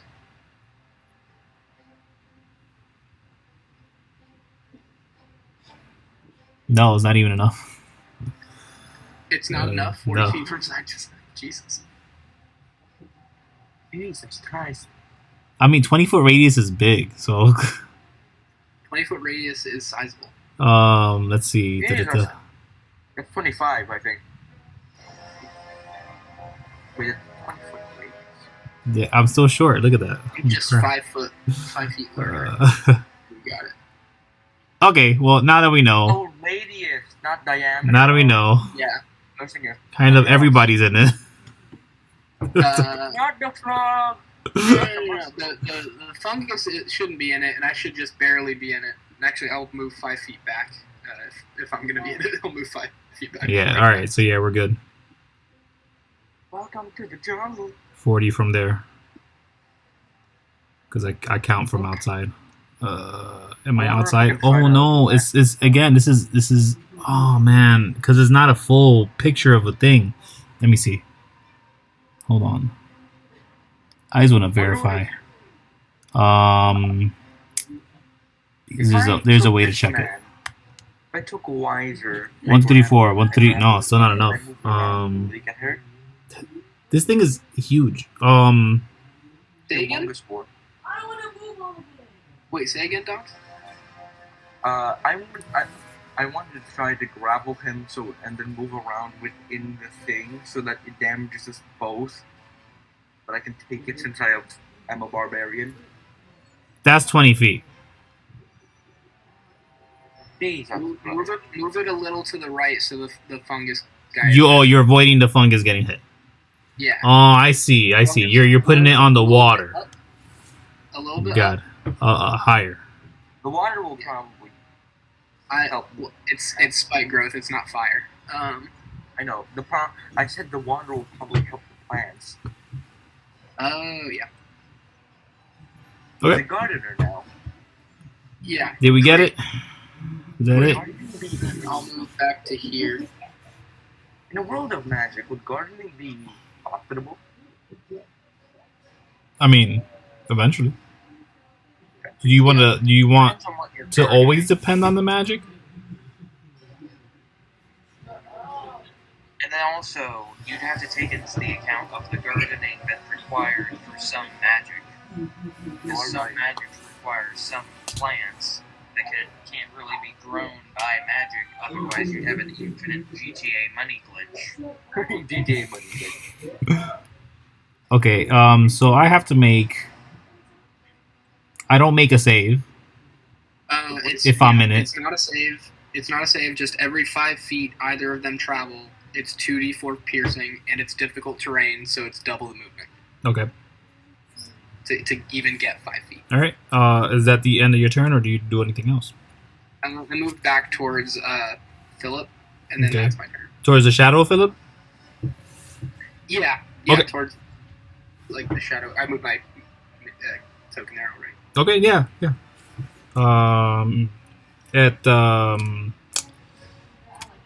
Well, here I'm gonna cheat a little bit. At the end of Phillip's turn, I'm gonna say that the dragon attacks Donkz right quick, because he hasn't gone, and that is a dragon who would have attacked.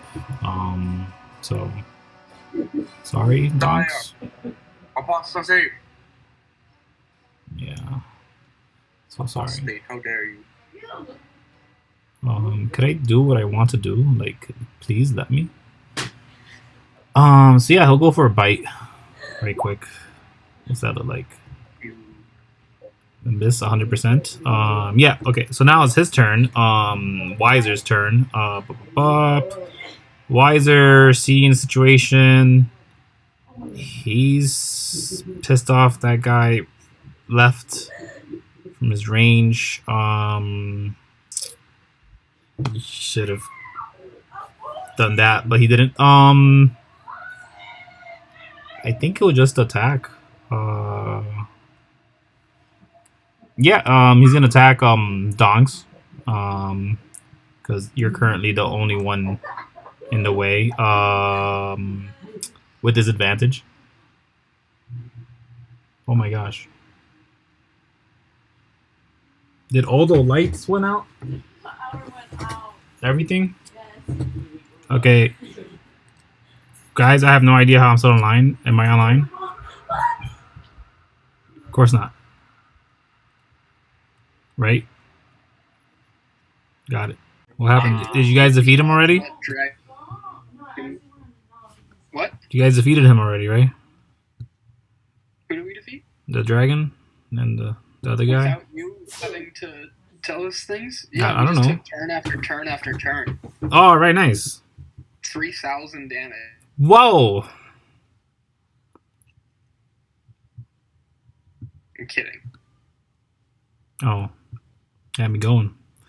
Let's do this. What are the odds that Undead Dragon has an intelligence higher than 4? Very slim. Yeah. Oh. Well, then if he would have even saved on my hideous... I mean, if he would have failed on my hideous laughter, it wouldn't have done anything. Oh, wait. Why not? Because it says a creature with an intelligence score of 4 or less isn't affected. Oh. Yeah. Okay. So the funny about rules exist. That sounds like a dumb rule, though. I mean, does it? If you can't realize, like, if you don't have the conscience to understand things, how can you find things funny? I guess that does make sense. Wait. So if it's under 4, you mean? It's not gonna. It's not. Oh no, but it'll be over that. Your undead dragon has an intelligence score higher than 4. Oh, score? No, Yes. I don't think so. Score. Not modifier, score. Oh yeah, most likely, for sure. Is not a completely dumb creature. Oh, I don't know. You guys could decide that. I'm not even looking at the stats at the moment because trying to decide whether we think having a brain or not makes it intelligent. Does it have a brain? No. Ooh, it's probably pretty intelligent. Could be. Dragons are weird sometimes. That's a no-go. This is a go. There's a huge fire pit there that is not fire. Okay, great. Yes, we're All right, I'm back. up and running now. So am I. I'm back fully. I believe last we had Branza, and then the bad guys got to go, right? Does that I sound don't think about you right? had the bad guys go yet. I think I had just finished my turn. Oh, yes. One of them took a bite, and the other one was going to decide what to do. And, Wow, yeah. he's grappling. He's gonna cast a spell. He's just gonna cast Hex on, Donkz, because he's annoying him. And he's gonna choose Strength to force you to have disadvantage with Strength checks. But that's the end of his turn. Which mitigates it, and now we have regular rolls, right? Yeah, but he doesn't know that. Yeah. And that is the end of his turn, and it is your turn.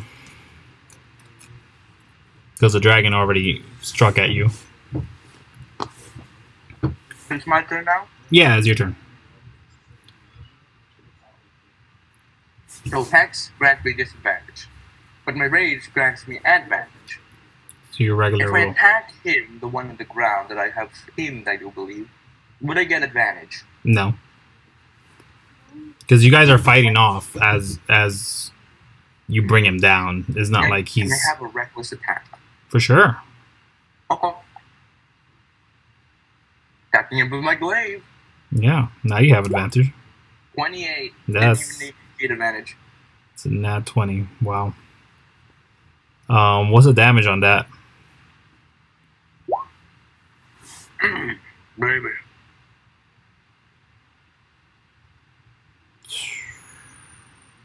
Don't you add an extra D10 to that?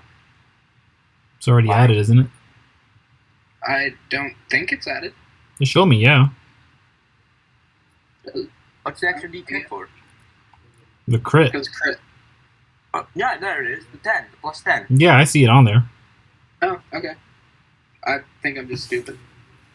No, listen, this Roll20 is a little confusing sometimes with all the extra stuff that it adds on the crits. Is the crits that are the problems, but no, it did it well. And that was all on the guy, right?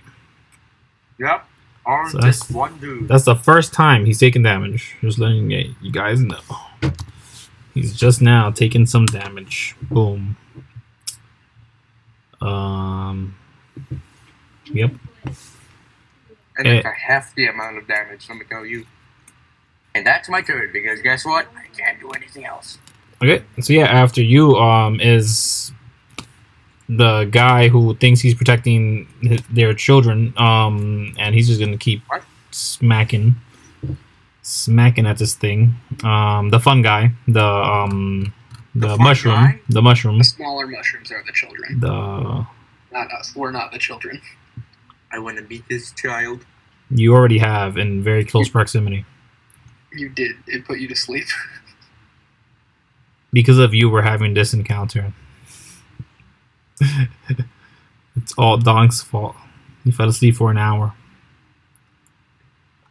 That's how I'm gonna put it. But It's my fault. it is your fault. He's gonna make the It's all attack my now that I have everything up. Sorry. A hammer. What did it look like? It hits. Okay. Again, he's not smart, so he's gonna go for the dragon that obviously is futile to attack this undead dragon, and there's a commander there. But yeah. That's the end of their turn. It's Phillip's turn.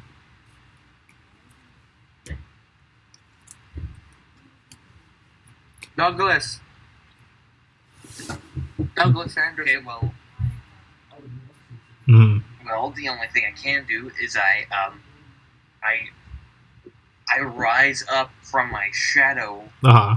shadow. I like just literally, I just like climb out of my shadow, and just pull myself up.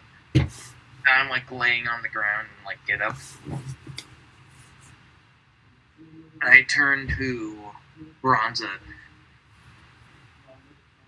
I'm like coughing up blood from the necrotic attack he did on that blight spell. I'm just coughing up blood. I turn to him and I grab his hand and I say, if I don't make it.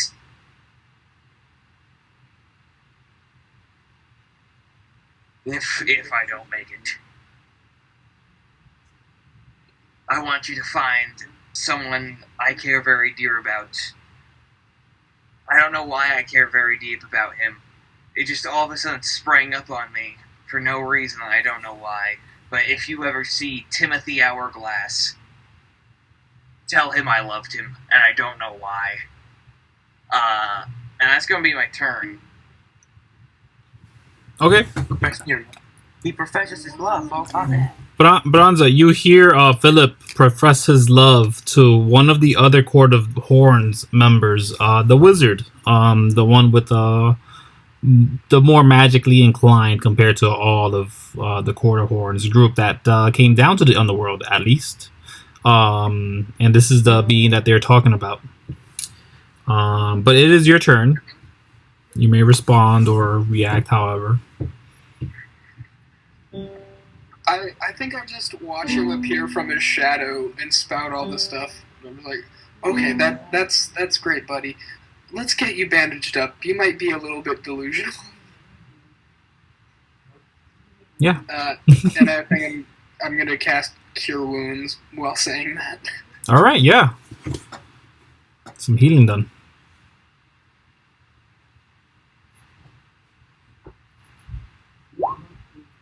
Yeah.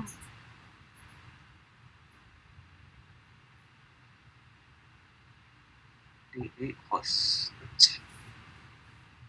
my spellcasting ability modifier. Okay, so this is going to be 1d8 plus 4. Wait a minute, I got max damage on that nat 20.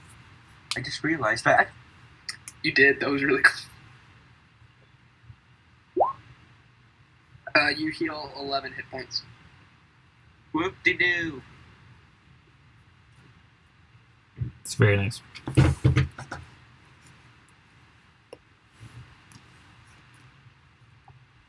Is that the end of your turn? Yeah, I don't have any bonus actions, so I'm just gonna, keep looking at him, are you okay? What was that you just said?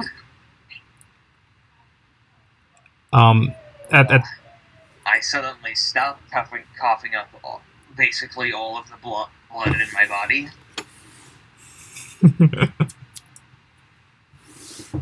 It's good to retain some, you know. As all this has happened, the what was it? The hail of thorns? Is it that's on the ground?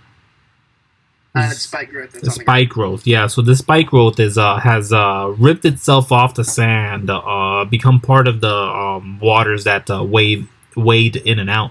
But you guys do watch this draconic being who seems to be at their last legs. I say plural because they have certain femurs in certain areas that they shouldn't be. But they seem to be at death's door as they continue to assault on Branza. On Donkz. Have any of them moved? They have not moved. The guy, he's gonna get up, but he's gonna go after this guy, after the dragon. The dragon's gonna go for the attacks. He's gonna get up. Which one? No, the Wiser's gonna get up, but you gotta give him a second because he has to make a strength save to get up. A strength check against you. But the dragon, despite that, does attack you. He does one bite and one slash, I guess. One scratch, whatever it's called. Here's the one. Did the other one go through? Yes, it did. The 24 hit. Both, my guy. Okay, so But all of it is half. you take 13 down to 6, so that's 7. 7 piercing. You take 3 cold, and then another 4 slashing. So that's 10 damage, and then 14. So I take 14 damage. Yeah, total. 2, 3, 4. That's actually the first time I've been damaged. As the dragon just kind of attacks at you while still being smacked about from left, right, up, and down. It's his turn. He is going to attempt to get up. It takes him half his movement to get up. So he does get up. How much movement is standing up? How many feet? But doesn't he need to roll a strength check? So because I'm on top of him. No, you continue grappling him, but he's just getting off prone. And isn't it 5 feet of movement to get up? No, you use half your movement to get up, but you don't actually move. That's not vertical movement? I mean, I can't really call it 5 feet of vertical movement, no.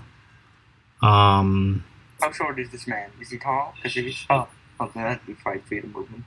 What's the spike growth say specifically? Let's see.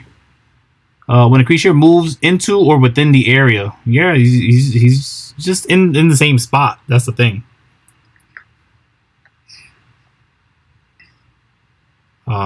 So he wouldn't take any damage, is what I see it as.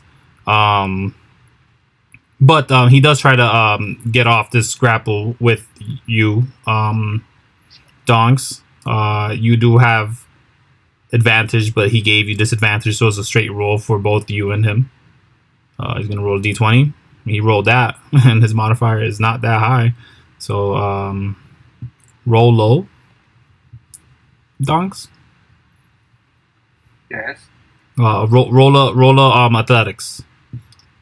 An athletics. Yes. All right. Yes. Against him at no advantage. Yeah, you still have a hold of him. You guys are still grappling in the middle of this spike growth. But yeah, that's the end of their turn. It is your turn, Donkz. I glaive him again. Yeah, go for it. So I tightly grappled, which would give me advantage, but I have disadvantage because of his hex. But I have advantage again. Wait, no. I don't have advantage. Never mind. You have advantage if you do reckless on attacks. Reckless attack. After the attack, though? Gotta call it before. It's fine. Go. Yeah, I'll take the 19. Because you did say reckless earlier. It's a lot of damage. And is that the end of your turn? Yeah, end of my turn. Yeah, both of them seem bloodied. Both of them do seem bloodied. It seems that the dragon for sure has a lot more health to them, but this person isn't without some constitution. At that, we. I'm sorry. 27 plus 17. This guy goes for the dragon. The dragon goes down. The dragon has to make a save. Yeah, baby, the dragon's dead. Dragon is broken because it does not have enough constitution to pick itself up. Because that is 10. What is that? 6. What's your mod? Not enough. You failed. Dragon's down. Boom. Sorry, I stole the kill on the dragon, but that's the one that the mushroom perceived as the biggest threat. Mushroom. That is the end of their turn, and it is Phillip's turn. Okay. So I picture this. I get out of my shadow.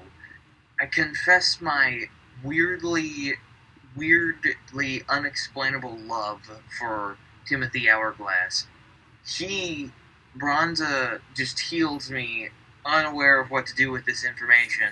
I get healed, realize that he just healed me, look at him, and just say,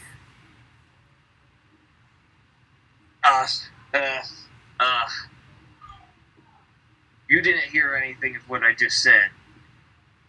Onward, and I just like awkwardly move like one, like just slightly away from him, not into the thorn things. Yeah. Just like a little bit ways from him. Now I'm going to see. Yeah, you could get as close as a square. It'll be out of it. Okay, I want to see something. If you move laterally to the left, you're still closer to him if you need to get closer. I see the range on this thing. Oh no, I could have hit him from anywhere. Okay, well I am just going to use what is it called again? I forgot the name. Vicious Mockery. Yeah. On the man who blighted me. Yeah. He needs to make a... What is it again? Doesn't matter. That's 4 plus stuff. I don't think it'll beat it.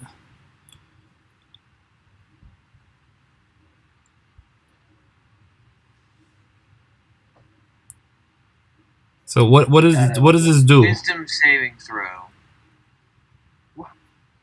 What's the name of the mushroom? You haven't asked. True. 1d4 psychic damage? And have disadvantage on his next turn.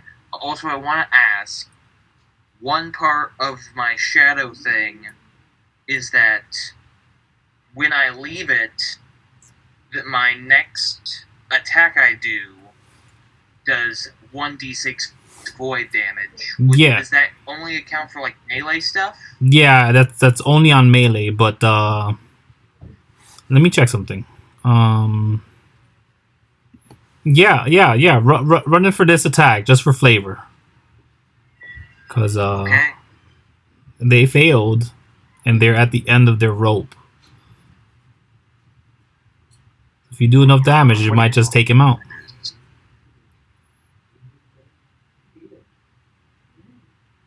It's roll above average. Oh yeah. How do you take him out?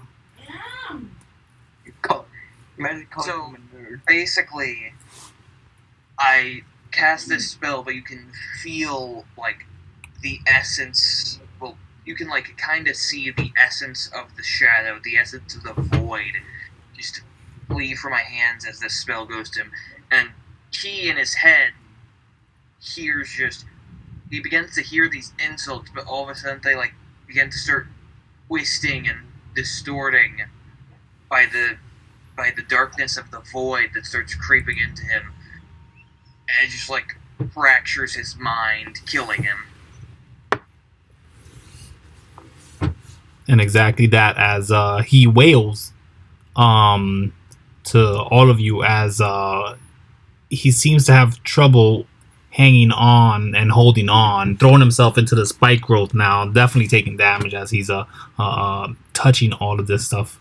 And you guys watch as he suddenly just in his death throes of it, he kind of...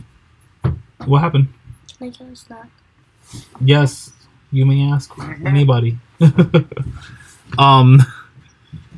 When Wiser goes to finally stop, or it seems like he's had enough and is gonna destroy or end him, he solemnly stands up. He looks blankly to Phillip, and after the laughter and after the pain groans, you hear a voice that isn't his, and you guys all hear, "This isn't over." I snap his neck. I snap his neck. I mean, at least you would if he didn't melt into black ash right over your body, Donkz. The dragon suffers the same fate, and is just a pool of ash on the ground over the spike growth, some of the spike growth. As you guys You guys finished it. I see. Well, that was interesting. We all did so well. I'm gonna turn to Branza. You didn't hear a single fucking thing I said. Now, We're gonna talk about that later. Now? We will not talk about this later.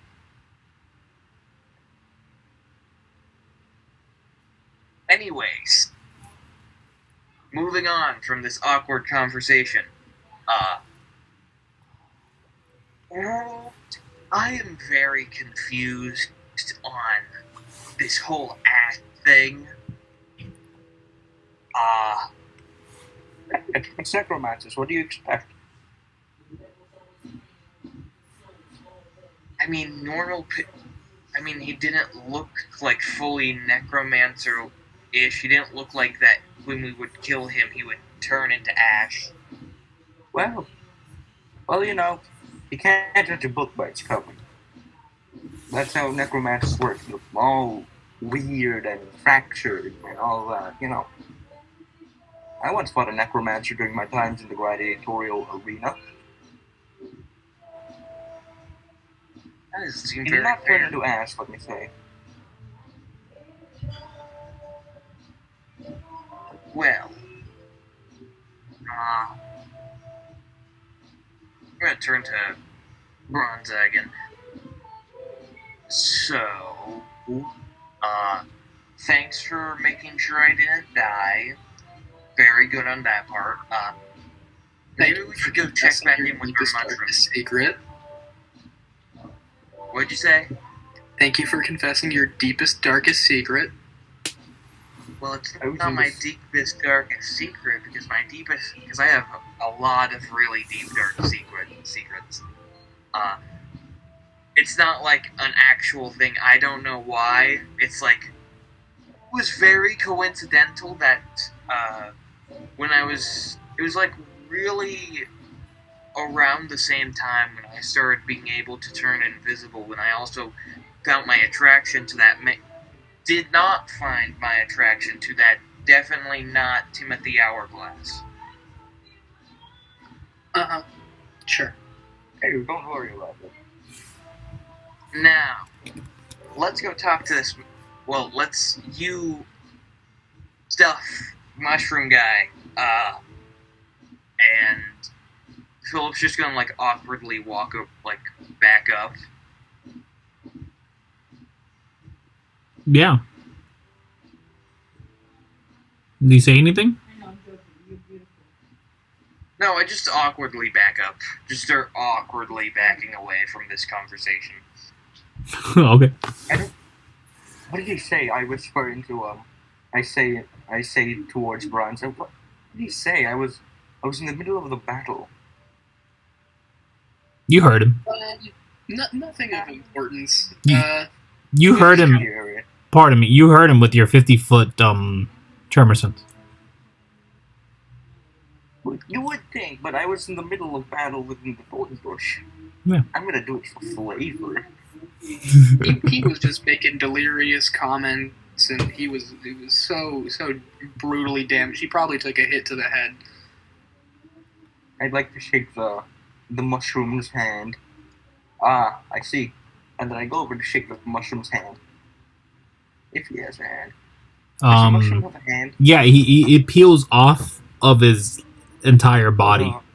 And it leaves like a bit of a shape of where the arm was and the hand was. And yeah, it does have like digits on the palm itself. About 4 of them. Digits. I'd like to shake its hand.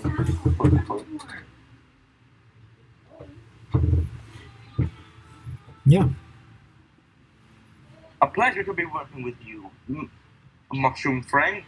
Hey, may I ask what your name is? I don't remember his voice, but he does say, "Oh, we don't carry those things. Names? It's best not to say names around here, even if there's no one to take your name from you.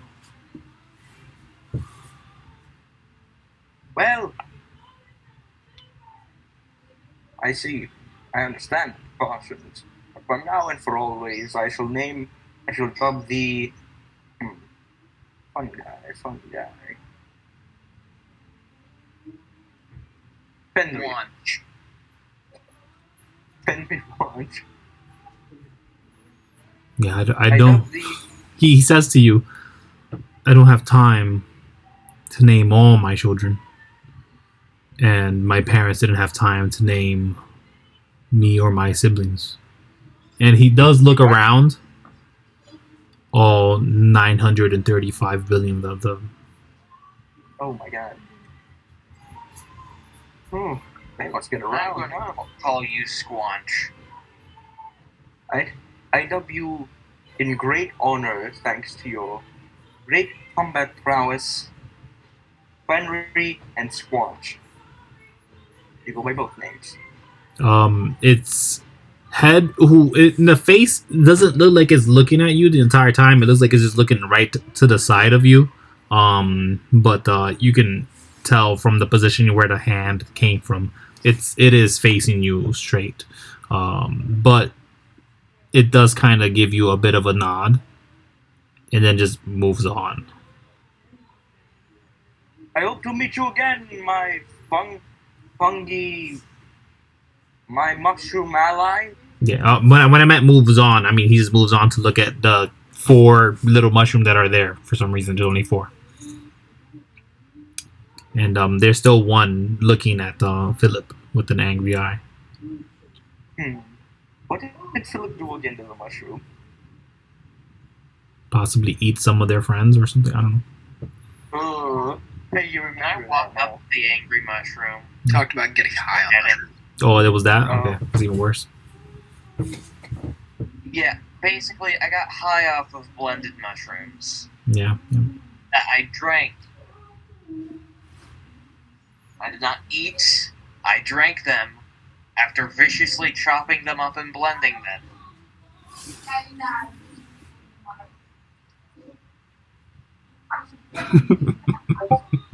Anyway. Oh man. Stop confessing about your war crimes. I'm trying to make a good ally here.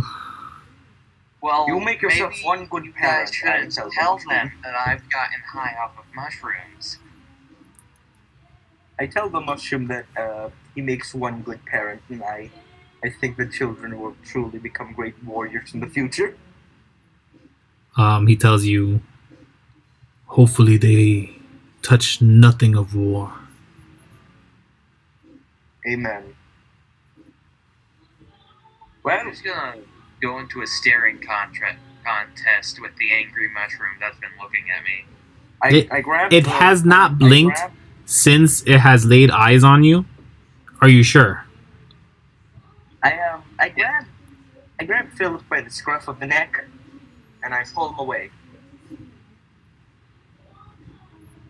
Wait, you're gonna make me lose this staring contest. It's best not to do staring contests with things that don't need eyes. I drag him over. Well, Yeah. It was nice seeing you, my fungi companion. I do hope that you and your children will forever be safe. Goodbye. Bye. You guys hear 3 little squeal say bye. It's more in your head than anything, but yeah. I touched my Wait, last. before we go, wait, let me just ask our mushroom friend something. Hey, Squanch. Can I make a reaction to see? If it's inappropriate, you need to just pull him backwards. To pull him backwards? If he says something like, "Hey, Squanch," Oh. Okay, well, the first thing you guys realize is that he doesn't respond to Squanch. Like, at all. He does not respond. Like there was no turn to the head. There was no nothing. It was like you guys are non-existent when that name was said because that's not their moniker. They don't recognize it. They don't recognize it. Yeah. Oh, the mushroom. What? Mushroom. Yes. Hello. Then he does turn when you say that. His name is Mushroom. Can you ask that little one, that little child of yours, why he's so angry at me? Anger. And point to the one that's been, like, staring at me. We know not anger. Billy is sleeping. And he kind of just goes to touch Billy, and as soon as he gets close to Billy, you see that he goes for a chomp, and then he pulls away. And you say, "See, he only likes to attack when things get close. He's always resting." All right, this guy lied to me. Number one, earlier he just told me my parents didn't name me, and I don't name my children, and he just called this thing Billy. Well, you guys started making names up, so I was thinking. You know what? It's a good idea. So why does it look like he's staring at me? It continues to look like it's staring at you the entire time. This has not changed for you, Phillip. Like you can move anywhere, and it looks like it's following you, like their eyes. Why? I toss a coin to Billy. My last copper. You toss make an attack. Make an unarmed or an attack with the improvised weapon. No, I want to kill Billy. You don't want to kill him. You just want to hit him. I don't want to hit him either. I just toss a coin to him. Oh, to see if he reacts. Yeah, he does. It doesn't. Doesn't look like it's facing it at all. Is it? No, not to react. It's a gift. Oh, to Billy? A copper. Yeah, to Billy. A copper to Billy. Okay, where do you put the copper? Next to him, not to touch him because I will fall asleep. These people cannot carry me. Okay, Billy does still, because if you get near him, he does still try to go for a bite, but it doesn't reach you. I yank my hand. Yeah. Do you leave the copper though? I want to walk up to Billy. I leave the copper. Okay. The copper's his. Alright. I'm gonna walk fare thee up. well. Fare thee well, my mushroom companion. He I hope we do meet again, but in much more favorable terms. He does give you a big nod there. You could see for sure it's like a true nod. If you start walking away, Phillip, you see a tiny tongue stick out of this quote unquote Billy. Billy. Yep. I want to walk up to Billy. I want to get closer to Billy. He puts his tongue back in and then starts looking away. The moment you start turning around to go back to him. Billy, you little piece of little Billy. We should really head off now. That mushroom's giving me the creeps. I don't know why. Branza, are you alright? To do certain things good. that are I'm good. not related to the consumption of mushrooms to them anymore. As I walk away. All right. Yeah. So. Thank God I'm a carnivore. I don't eat vegetables. Hopefully. So where are we now? Yeah. Well. You just call fungi a vegetable? Mushrooms No. a vegetable? I said I only eat I'm a carnivore. I only eat vegetables as a treat. I hope we meet Billy again. Billy's the BBG. I mean, don't spoil it, but yeah. As you guys pass through this area, which it on one side is definitely heavy woods of all sorts of colors, all sorts of sizes, all sorts of shapes. Heck, some of the trees aren't even trees. But on the left side, you have this whirling pool of ocean that seems to sink itself into somewhere under, and right above it seems to be an infinite waterfall. And this is what you guys just passed. You guys passed the forest and this ocean, and you guys are on your way to Granguana, and you're actively a day away.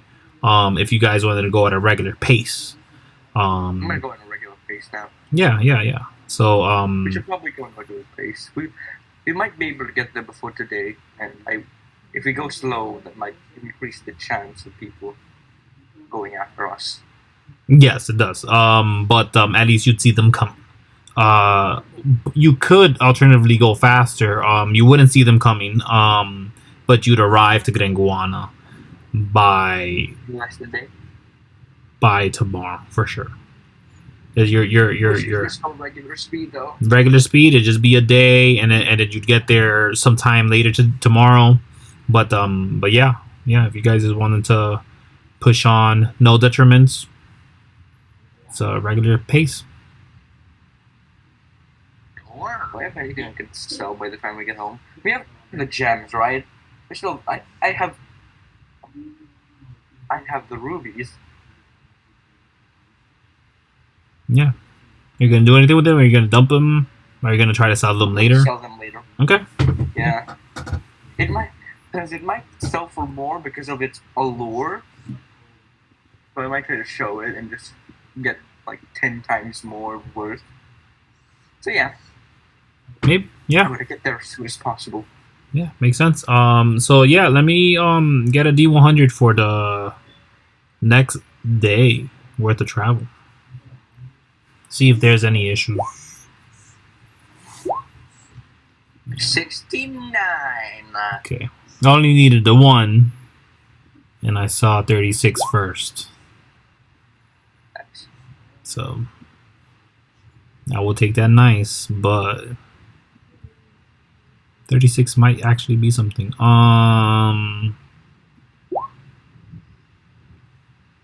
60. What was that? A 16? What was the 16 for? I rolled a 1d69. There we go. Let me get a D20 though. No. I want a D10. Why do you make us roll so many unorthodox dice? I'm more unorthodox than the 1D69, which should be a die, by the way. Honestly, yeah. Yeah. This is the entire reason why Wizards of the Coast is failing. They don't have a 1D69. Exactly that.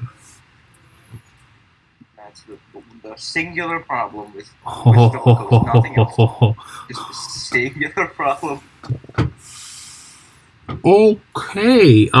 Yeah. I'm gonna put this in the encounter. You guys could avoid it, maybe. We'll see.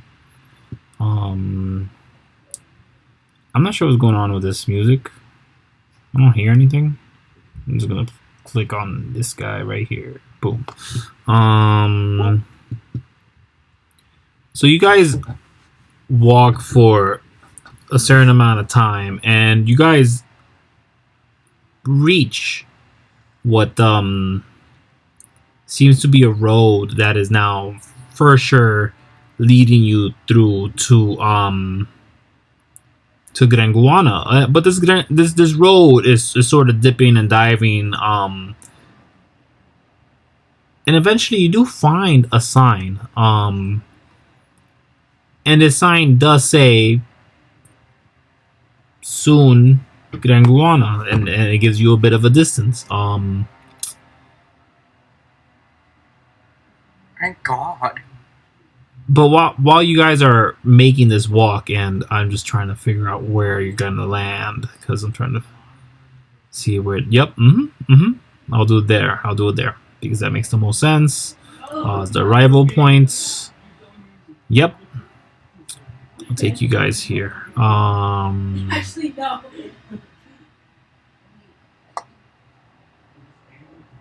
Okay.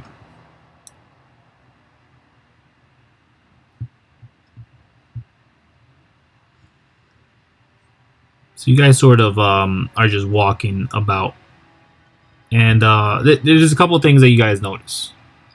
Well, yeah, let me get perception checks to see how much you actually could notice. I don't like trails. I'm sorry? Perception? Yes, perception, please. Yes. I'm a blind man. Yeah, yes, you are, with 50-foot tremor sense still somehow. So you definitely feel them. You guys could place your tokens anywhere at the start of the road up here. We'll just assume that the road is going north. But yeah. Oh, just make me automatic. Let me also get for Phillip. Let me get that perception, because maybe Phillip could get something else. Donkz, there's a way to make your character always the same size it's supposed to be for some reason, and I don't know how to do it. I can? There's a way to do it. I just don't know how to do it. Okay, maybe I should stop working on this side. There you go.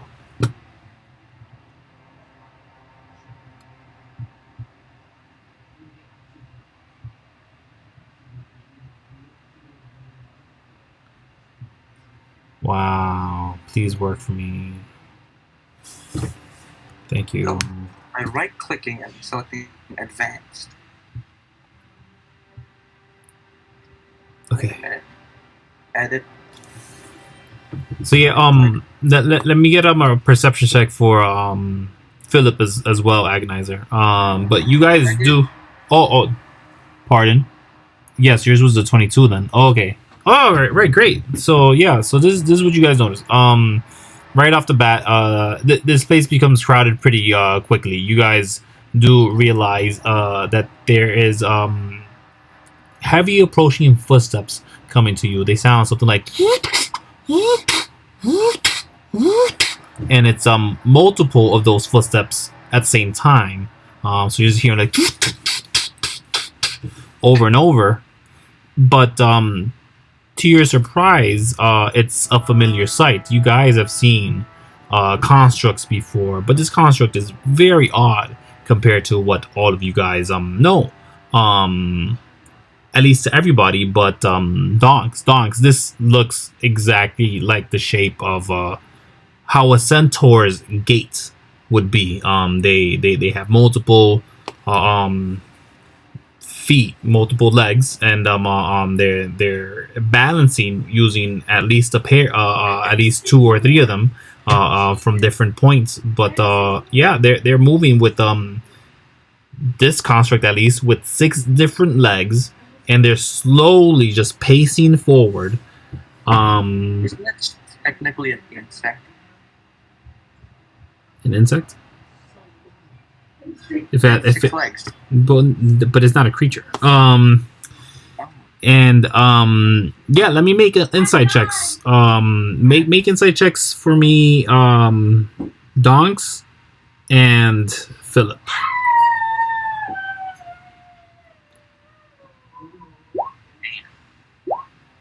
Good day, my mechanical neighbor. Yeah. So I'm gonna give you guys advantage because you guys spent a good amount of time about this last session. But yeah, this gate, these footsteps that are leaving behind. This is the person who dropped the stash. But yeah, they walk up to you guys, and they seem to be just 5 foot at around. Slowly moving up, but they're not the only ones here. You guys also see that there are other people further down in this encampment over here that I'm now gonna circle. Can I ask a question, Mr. DM? Yes. Which one of us is infected with the curse of Dinosaur? Or is it all of us? Everybody, yeah. Remember, guys, don't talk. Got it. I'll keep my mouth shut. Do we have I'll like only a think pen with them. Do I know sign language? These can't is a form of sign language, and these can't isn't affected with the curse. You know that. I don't have thieves' cat. I'm a barbarian. Well, Does ASL exist? that's technically these can't. Technically, So you're at least this world's version of it. For jerks, at least. Well, yeah, I'm trying to figure out how this would fit in my world. Alright, so this is a construct, right? Meaning they can't get affected by the curse of Dinosaur. Why? Like this. Are you asking me or telling me? Yeah, and that's in the mask. So you ask the mask if constructs can be affected by the curse of Dinosaur? Yep. They say yes. Guess we're not doing that.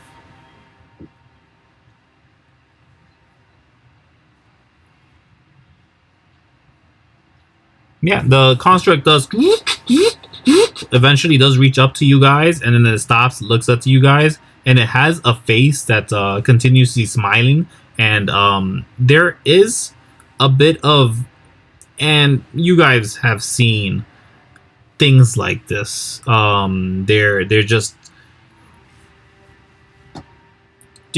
electrical apparatuses that sometimes could convey messages of some degrees, not too hard to come by. But it says shop on the text bubble of their face, right next to their face, and their mouth doesn't move, but it just says shop several letters at a time. So it starts with SHO, and then the P does eventually show up. Just shop. So you got shop, and it just goes back and forth.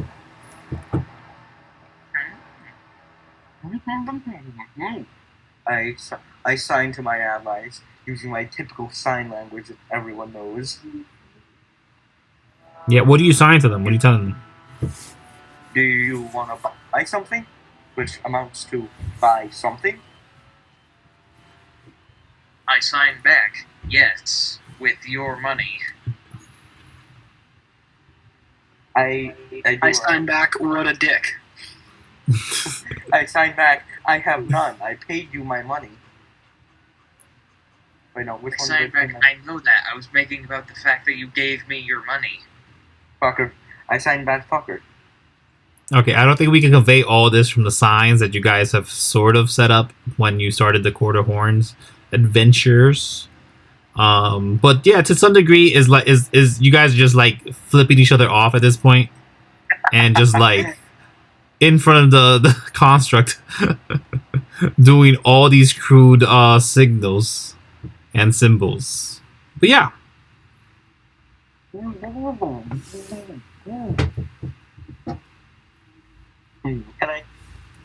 I attempt in great difficulty to make the bot buy something of mine? Do you wish to purchase items?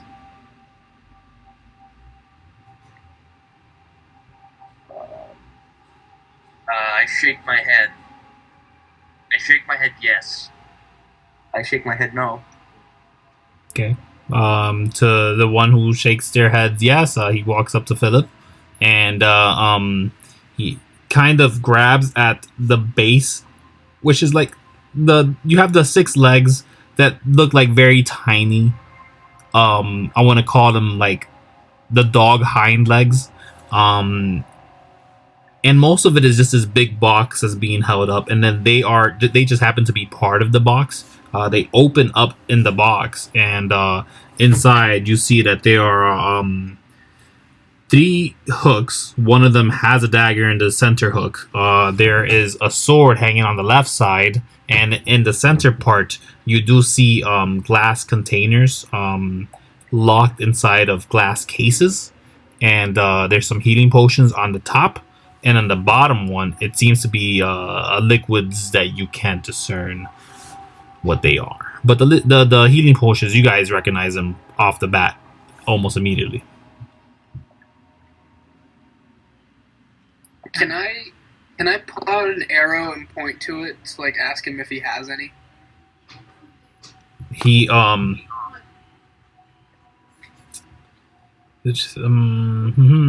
on, I'm checking to see if he'd have arrows from his collection. He would. He would, but he'd have 3 different ones that are not regular arrows. So he does. So he wouldn't have any longbow arrows. No. So the arrows that he does grab out after it seems like he's processing for a minute. You guys actually see, just like the Matrix, a whole bunch of numbers pull up, and then eventually it says like a exclamation point, and apparently he's got it figured out. He goes inside a very specific. I don't want to call it a pocket. It's kind of like a cabinet or a bit of a locker on the side of the door that he does pop open, and he does reach his hand, if we could call it that, in there, and he pulls out 3 arrows. All of them look the same. They all look to have, it's a red dot. It's a red gem at the tip of each of the arrows.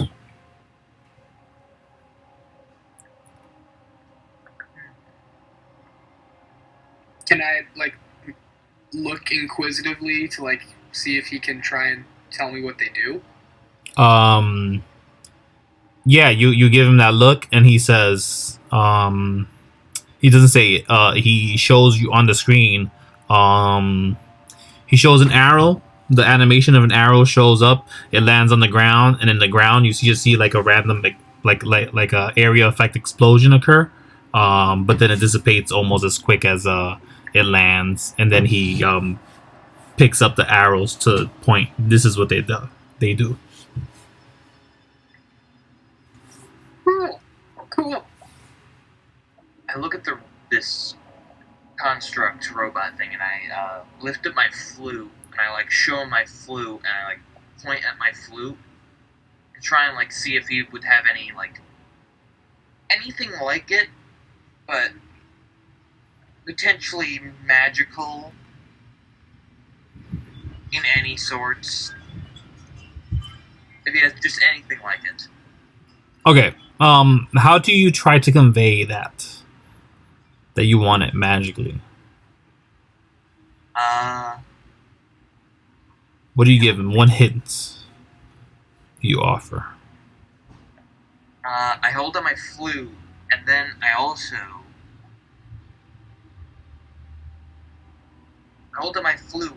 also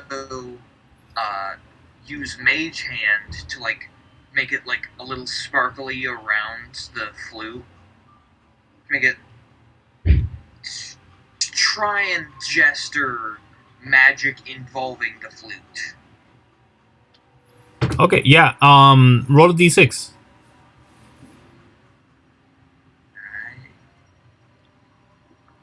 Bam. 1. He That's good.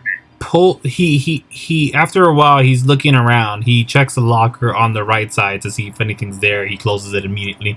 He looks inside of a different a bit of a bag hanging. He searches around the bag, and he pulls out a kazoo, and he looks at it, and then he tosses it to the side, goes back into the bag, and then he looks to you, and then he has like a frowny face appear in the bubble, but that's it.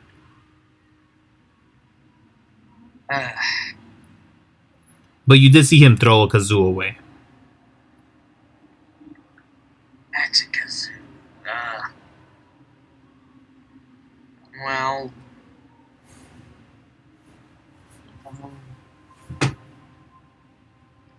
Yeah. So you said he had, like, a dagger, a sword, and something else? He has one dagger, and he has a scimitar currently inside of his thing, yes. If you're looking for a finesse weapon, I believe scimitars are.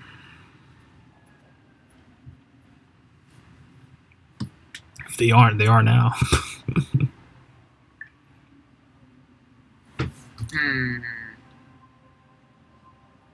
Other than that... I'm going to try and be like... Mm-hmm. I'm going to basically, like, now X out the flute, but keep the mage hand and just point it to see if he has, like, anything slightly magical that could be interesting or useful. I'm basically just, like, slicing out the flute now to just see if he has blanket magical. Okay, he, taps at the glass of the potions, and then he looks at his hand still holding a bunch of arrows, 3 different arrows of the same type. Okay.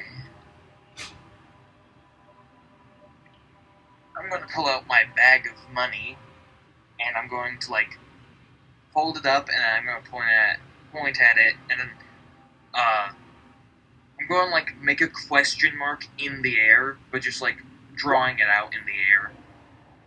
Yeah. What's your intent? Are you trying to find out? Basically, how much do they cost? Do the potions cost? I, like, bag of money, question mark, and I point at the potions. Oh, okay. So as soon as you do that, he does respond immediately. He gives you a symbol of 50 for the one that he points at, the smallest one, just this tiny little vial. The next size one, which you can only assume is greater healing potion. That one to you, he says 200, and then on the next one, you see that is pretty fat of a bottle. You can assume that one's a superior one. But that one to you, he says 200, and then it says times 10. Oh, wait. So, after that, I'm going to put my money away, and I'm going to pick up the shiny rock I got from the beach. I'm going to, like, show it to him, and I'll be like, I'm going to do, like, question mark again, and then also realizing now that I then pull my money back out, and then I, like, realize that I can't really do this with just 2 hands, so I then use my mage hand to draw the question mark to where I, like, point at the rock, question mark, money, and try and see, like, can I, like, give you this for money? Can I sell you this shiny rock? This construct looks at the rock. Their face is blank as they do so, still with the smiling visage, but they hold their empty hand out for you to place the rock on their hands. Do you? Yeah. Yeah, okay. They grab it. They bring their hands a little closer. It's not much of a distance to go because it doesn't have a long reach, but it does inspect the rock. It seems to take a minute, 2 minutes. And then you guys hear like a microwave ding. And it says 600.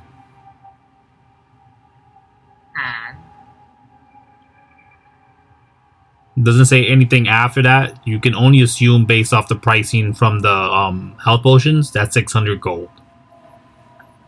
Doesn't specify with the G or C or S.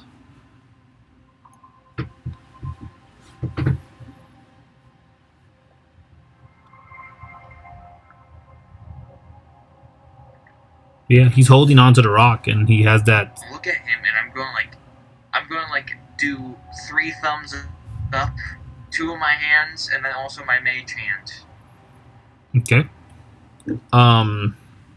He takes the rock, opens up the lower of the glass containers. That's the only one with the bigger health potion. He sticks the rock inside and he closes this rock. This, am I still here? Are you? Yeah, I'd hope. Since you answered it answered my question. Make an insight or arcana check. Phillip. Arcana. Yeah. I'm not the best with magic. Yeah. It seems you just picked up a shiny rock. But it seems that you're getting an amazing deal for this thing. You're either ripping them off or they see something about this that you haven't noticed. Probably like something desperately. Oh, I don't care. It's money. Okay.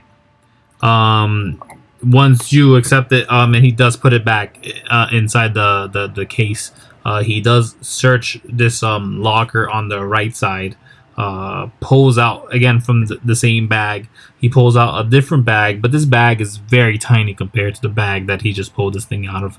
And there's no way in hell there's 600 gold in there. But he does hand you a sack. I take it and open it and look inside. Yeah, there's 60 platinum easily in there. Oh, wow.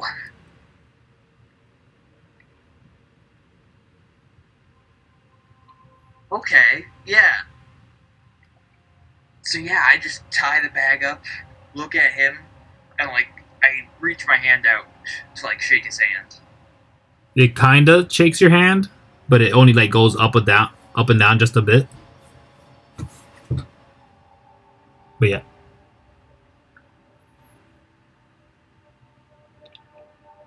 After that, it starts closing up all of its compartments, just one by one, slowly, seemingly done, unless you guys asked for more. How much for one of those arrows? It says 50 as soon as you ask that. Wait a minute, did you just infect into the curse of Adisor? It's not talking. I wasn't meaning to speak. I was. This thing hasn't been talking to you guys. Yeah, okay. I meant to motion to one of the arrows and ask how much. Oh, okay. With your passives, it's clear that you guys, since you guys have been whispering in front of it and all this, is not being affected by the curse, from what you can tell. So there may be something to that. Constructs aren't affected. It could just be that this construct isn't affected, or some aren't affected. But again, Okay. Yeah. So how much did you say? 60 platinum? 60 platinum is what they gave you for the rock. Yes. Okay. I gotta do math. It's 600 gold. Yeah, 600. Yeah, it's the same thing. Mm-hmm. But make sure to keep it as platinum. Yeah, I'll and if you get change, you get changed. But yeah, you guys do anything else? 60 Can I platinum. show him the sack of rubies and ask how much? You show them the rubies, and a bit of a frowny face appears on the thing. We should probably show this to real people. And get enticed by it. Yeah, they kind of shake their hands in front of you, no. Nothing? No. There's no response. It's just that they gave you the frowny face, and they giving you a wave of the hand. They don't want to touch it. Ugh. Alright, well, I can't buy anything. Okay. So, I don't really need anything, but before I go, I'm gonna walk up to the robot and I'm gonna basically, like, position myself to look like I'm making a deal. Listen, I don't know if I'm ever planning on being back here. I want to just thank you for this amazing deal you've given me, but if we do happen to come back through here, I'm in the market of looking for a few magical items that could potentially help me. There's two of them. It's two small little flute-like objects. One's known as a pipe of sewers, and then the other is known as the pipe of haunting.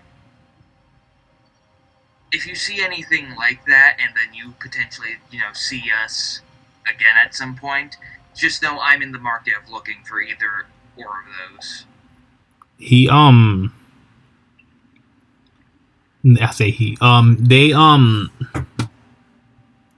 So sort of when you said the pipe of, I'm sorry, what was the first one? Not the haunting, the other ones.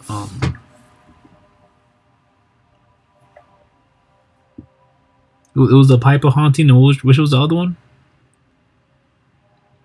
Phillip? Phillip? Yeah? Did something happen? Yeah, do you hear me?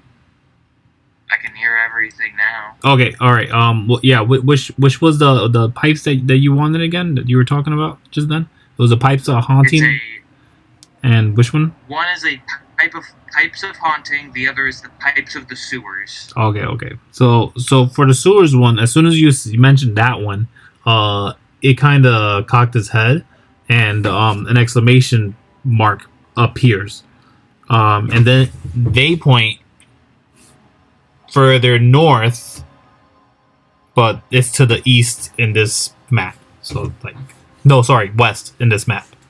So if you guys go down the trail where they came from, where you guys were headed, apparently is a pipe of sewers. Ooh. But that's as much information as they give you, because they just point and they gave you an exclamation mark. They don't give you specifics. They're just like, over there. Well, thank you, sir. Pleasure doing business with you. And I just start trotting off. Yeah. They too as well. Just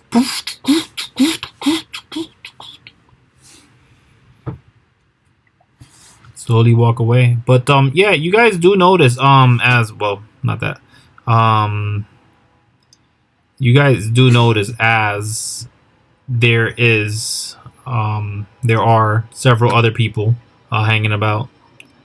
They seem to just be protecting the camp. They've noticed you guys interact with this being, and they've kept a close eye on you for the time being. Do you guys approach? Do you guys go around? Do you guys go backwards? There are people there definitely noticing what you're doing and where you're going.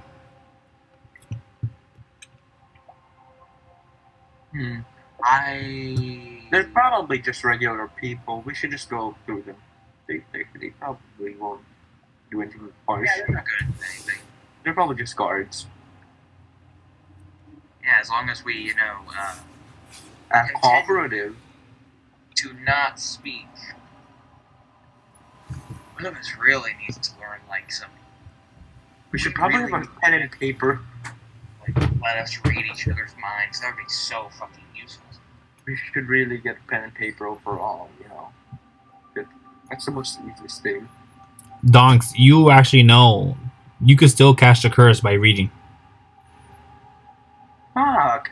All you have to do is have had the curse, write something down, and that's translatable. Thus, you could also give the curse to someone else who reads it.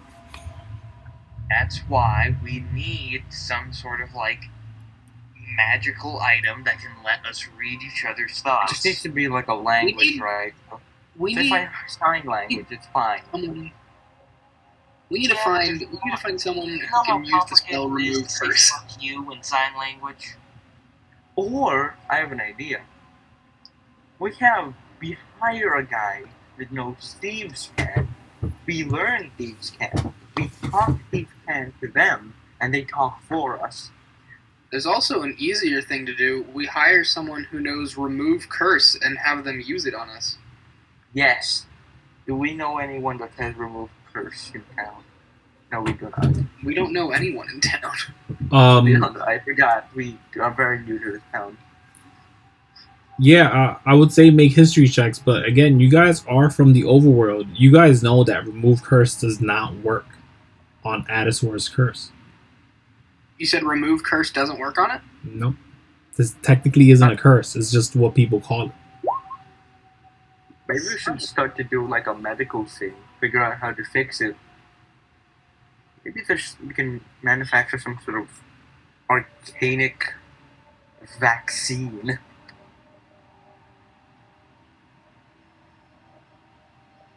That's a possibility. We could make a vaccine. What do you guys think? Many have tried. But helping vaccine hands would always stop help. new people from getting it. It wouldn't stop us from spreading it. Unfortunately.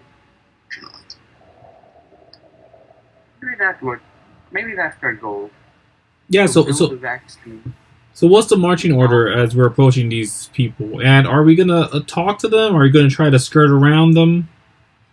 Are we still walking this trail? Is my question. I'm walking the trail. We're all walking the trail. Okay. And I'm in front, I think. Can I be in front? Yeah, I'll let you go front. Alright. I'll pull the rear. Yeah. Yay, I'm the center. So, Don't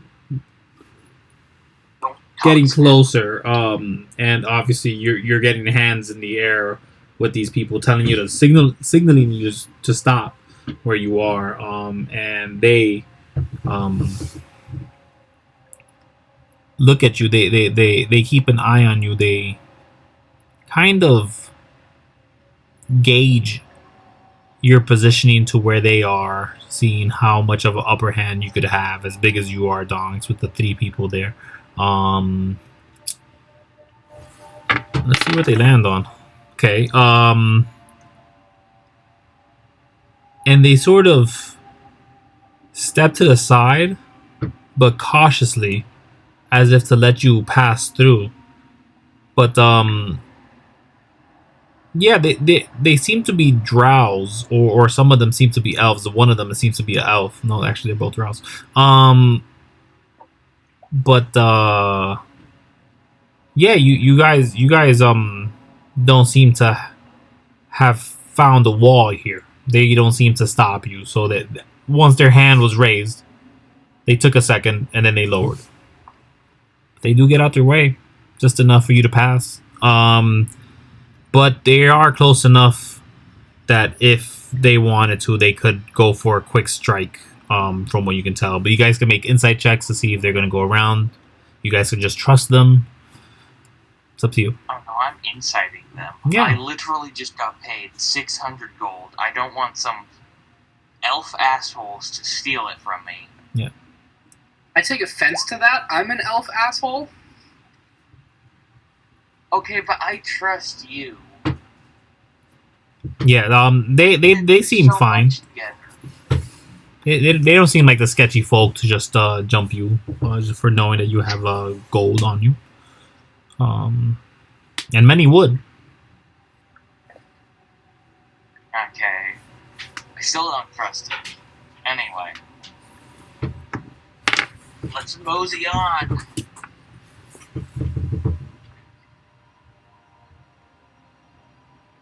Yeah. So you guys interact with them, or you guys just go around? I vote for going around. Yeah, I'll second going around. All right. Let me get 1d100, please, just from anybody. Would be nice.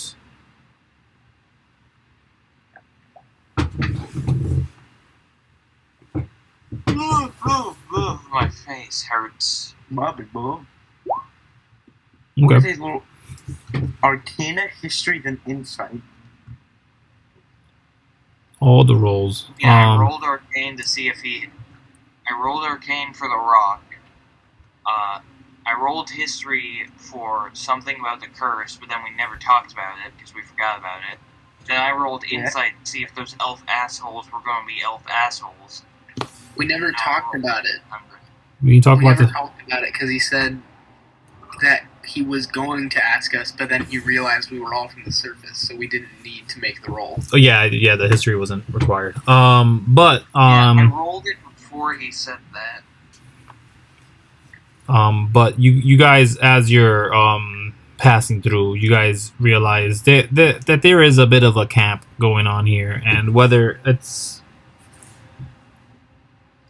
prepared to handle an assault, you can't really say. What you guys do notice is that within all these elves, there is a large human lady, just on the ground, seemingly unconscious, maybe. And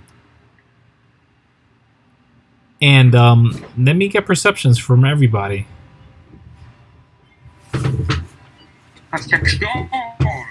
Well, worse than my name. I think that's worse than my passive. That's not yours. Oh, wow. 24. Yeah. So as you guys are, and I'm sure you guys are just passing them just in front, just past all this. Because they're letting you pass through. They don't say a word. You guys don't say anything to them. But you do see something a bit sketchy going on in their encampment. It's not clear what their intent is. At least not at first. But they don't seem to be harming the person that's unconscious. But Branza, you see clearly that this place is... they're holding it. And they've been holding it for a long while. They've been getting attacked back to back to back consistently. They're at the point to pull each other's hairs off. They seem battered.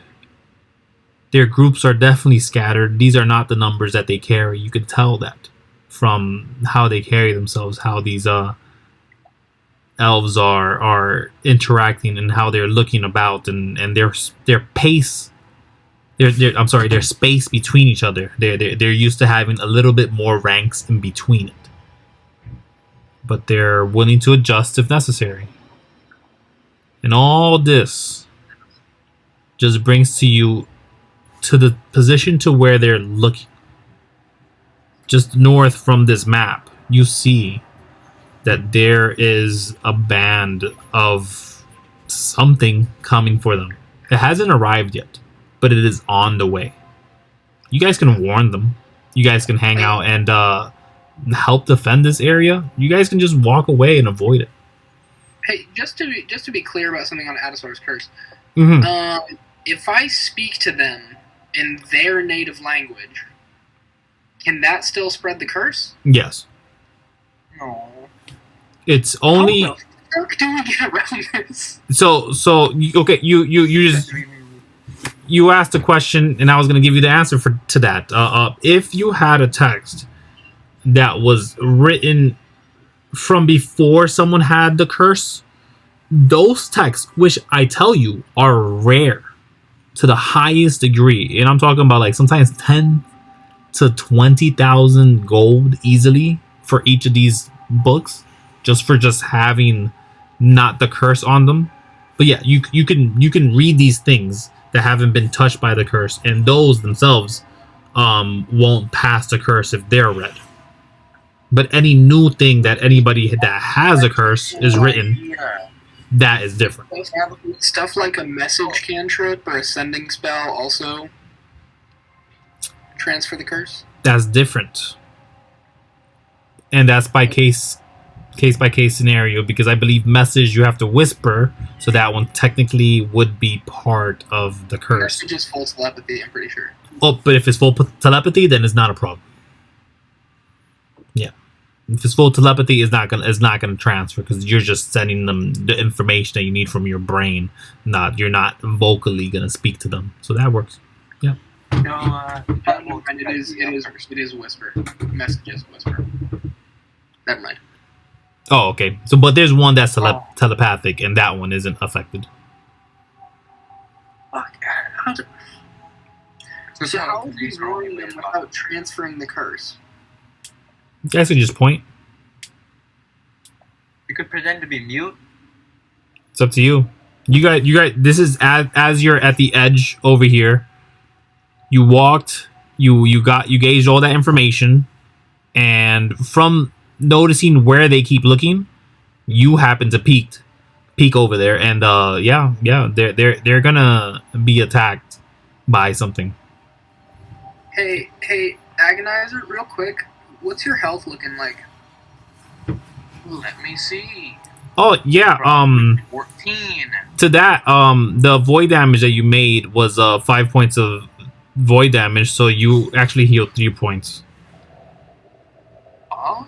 Yes, void is basically just long the rest? better necrotic damage that heals you sometimes. So what's your health looking like? 17 out of what? 36.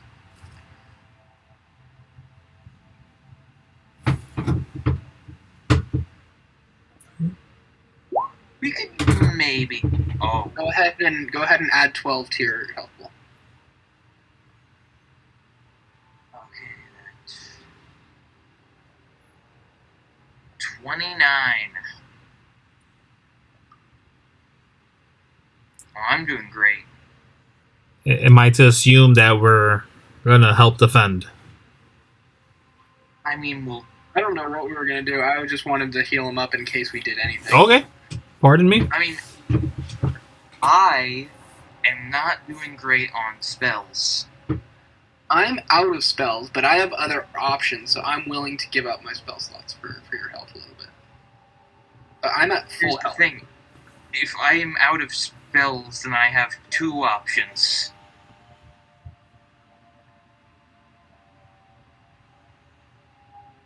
What are they? And,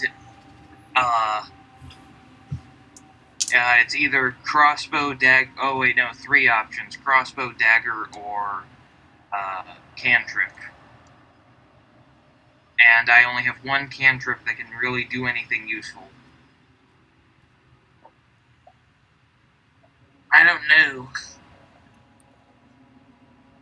I mean, technically, we've seen that this place has been, like, fought and just fought a lot over it and been defended.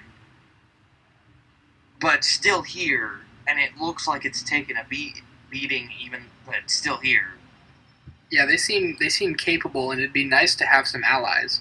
And honestly, I'd feel like a dick if I didn't warn them. We should definitely warn them. Well, it kind of looks like that they know. Maybe we should just warn them.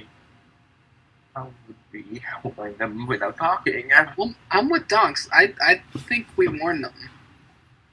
Well, okay, I completely, like, I zoned out for, like, a part of this.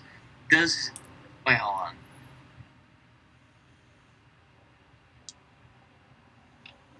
Okay. So, I have a cantrip called Message.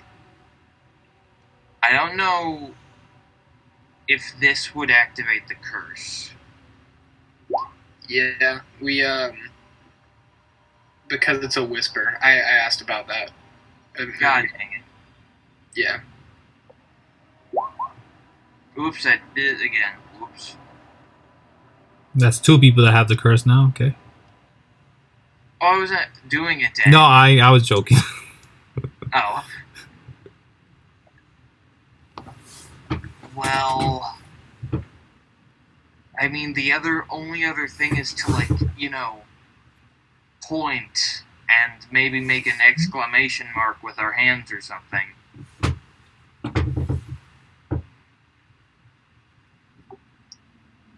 Yeah, I guess. Yeah. So we're gonna try to talk to them. Let's walk up to like the nearest one Mhm. to us. Can we try to sign the letters of Addison? Like, Yeah. Like A, VTT, Addison, or curse. Like very difficultly. Yeah. And would that spread the curse?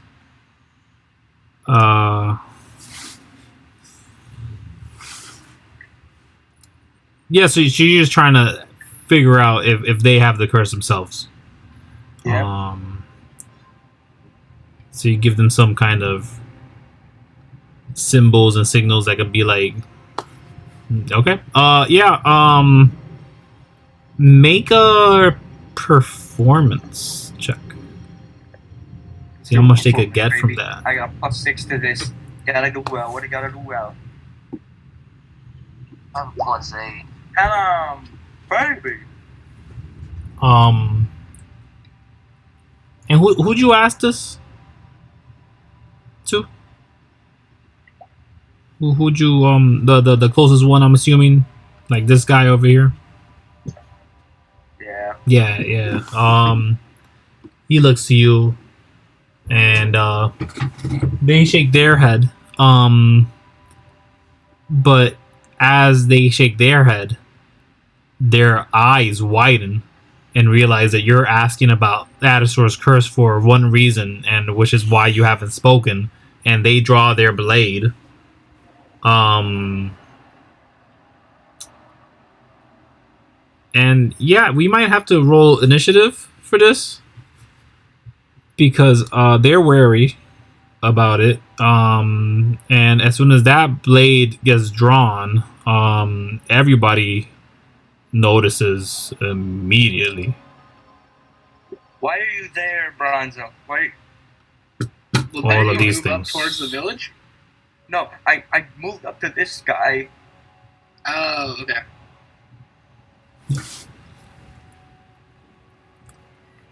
So you guys notice What are these things? Are these devils? Crane devils? as there's approaching crane devils from all corners trying to converge into this spot. I point very loudly. As you had distracted this one being and they pulled out their sword, the crane devils immediately rushed over. And this is where we'll begin next game. Because as this elven folk, this drow, was going to strike at you, their direction immediately shifted as they were even more afraid of the things coming around the corner. Yeah. My suggestion is I defend north, you two go south to defend them. Does that sound like a good idea? Yes, We I agree. we can decide all this next week. When you guys have some time to think about your tactics. Nah. We're gonna die. If anything, you guys save these people from certain death, I guarantee you. So I commend you alone for that. And if you survive, who knows what they could give you? They might have the very flute itself. They don't, but they might. Yeah. Really They want don't, that. but maybe. But they don't, but maybe. But they don't. Maybe. But maybe. I'd even take a lyric building. No, which one? A what? There's another. Basically, I'm looking for a bunch of cool magical bard items, and one of them's that flute. All Another right. one is another flute, and then there's another one I didn't mention called the lyric building. I don't know that one. The haunting one exists in this world. It's just not here. But they do exist for sure. I thought it was the sewer. The sewer one exists. That one's here. That's the one they pointed you to. Okay. The sewers one. You're in the underworld. You're here for that one. That's the one you're trying to get right now. That's the closest one. The haunting ones do exist, but they are nowhere near here. So if you wanted to do that, you might have to do some portal hopping or get on a spaceship or something. I don't know. Yeah, or pay someone to do it. Yeah. You guys can always pay someone to get the stuff that you need. You've told the merchant. The merchant gave you some information, and they'll always be on the lookout for those items that you mentioned for sure. Yeah. That's all I have for you guys. Yep. Do have a good night. I hope you have a wonderful day. Yes. This was fun. This shouldn't be too hard. You guys have some favor with the Crane Devils as long as we can resolve this peacefully. Well, no, yeah, as long as you guys could convince them that Junior or Brock, if that name still has some weight to these Crane Devils, you might just get away with it. Who is the... Wait. Who is the name of their mother again? Yenna. Okay. Yenna, you remember that for sure. So write that down if that's what you guys want to yell out at the start of the next game. But yeah, the merchant's gone. He's not here anymore. But yeah. Yeah, I'm thinking about it. I'm currently writing down the idea for a plan.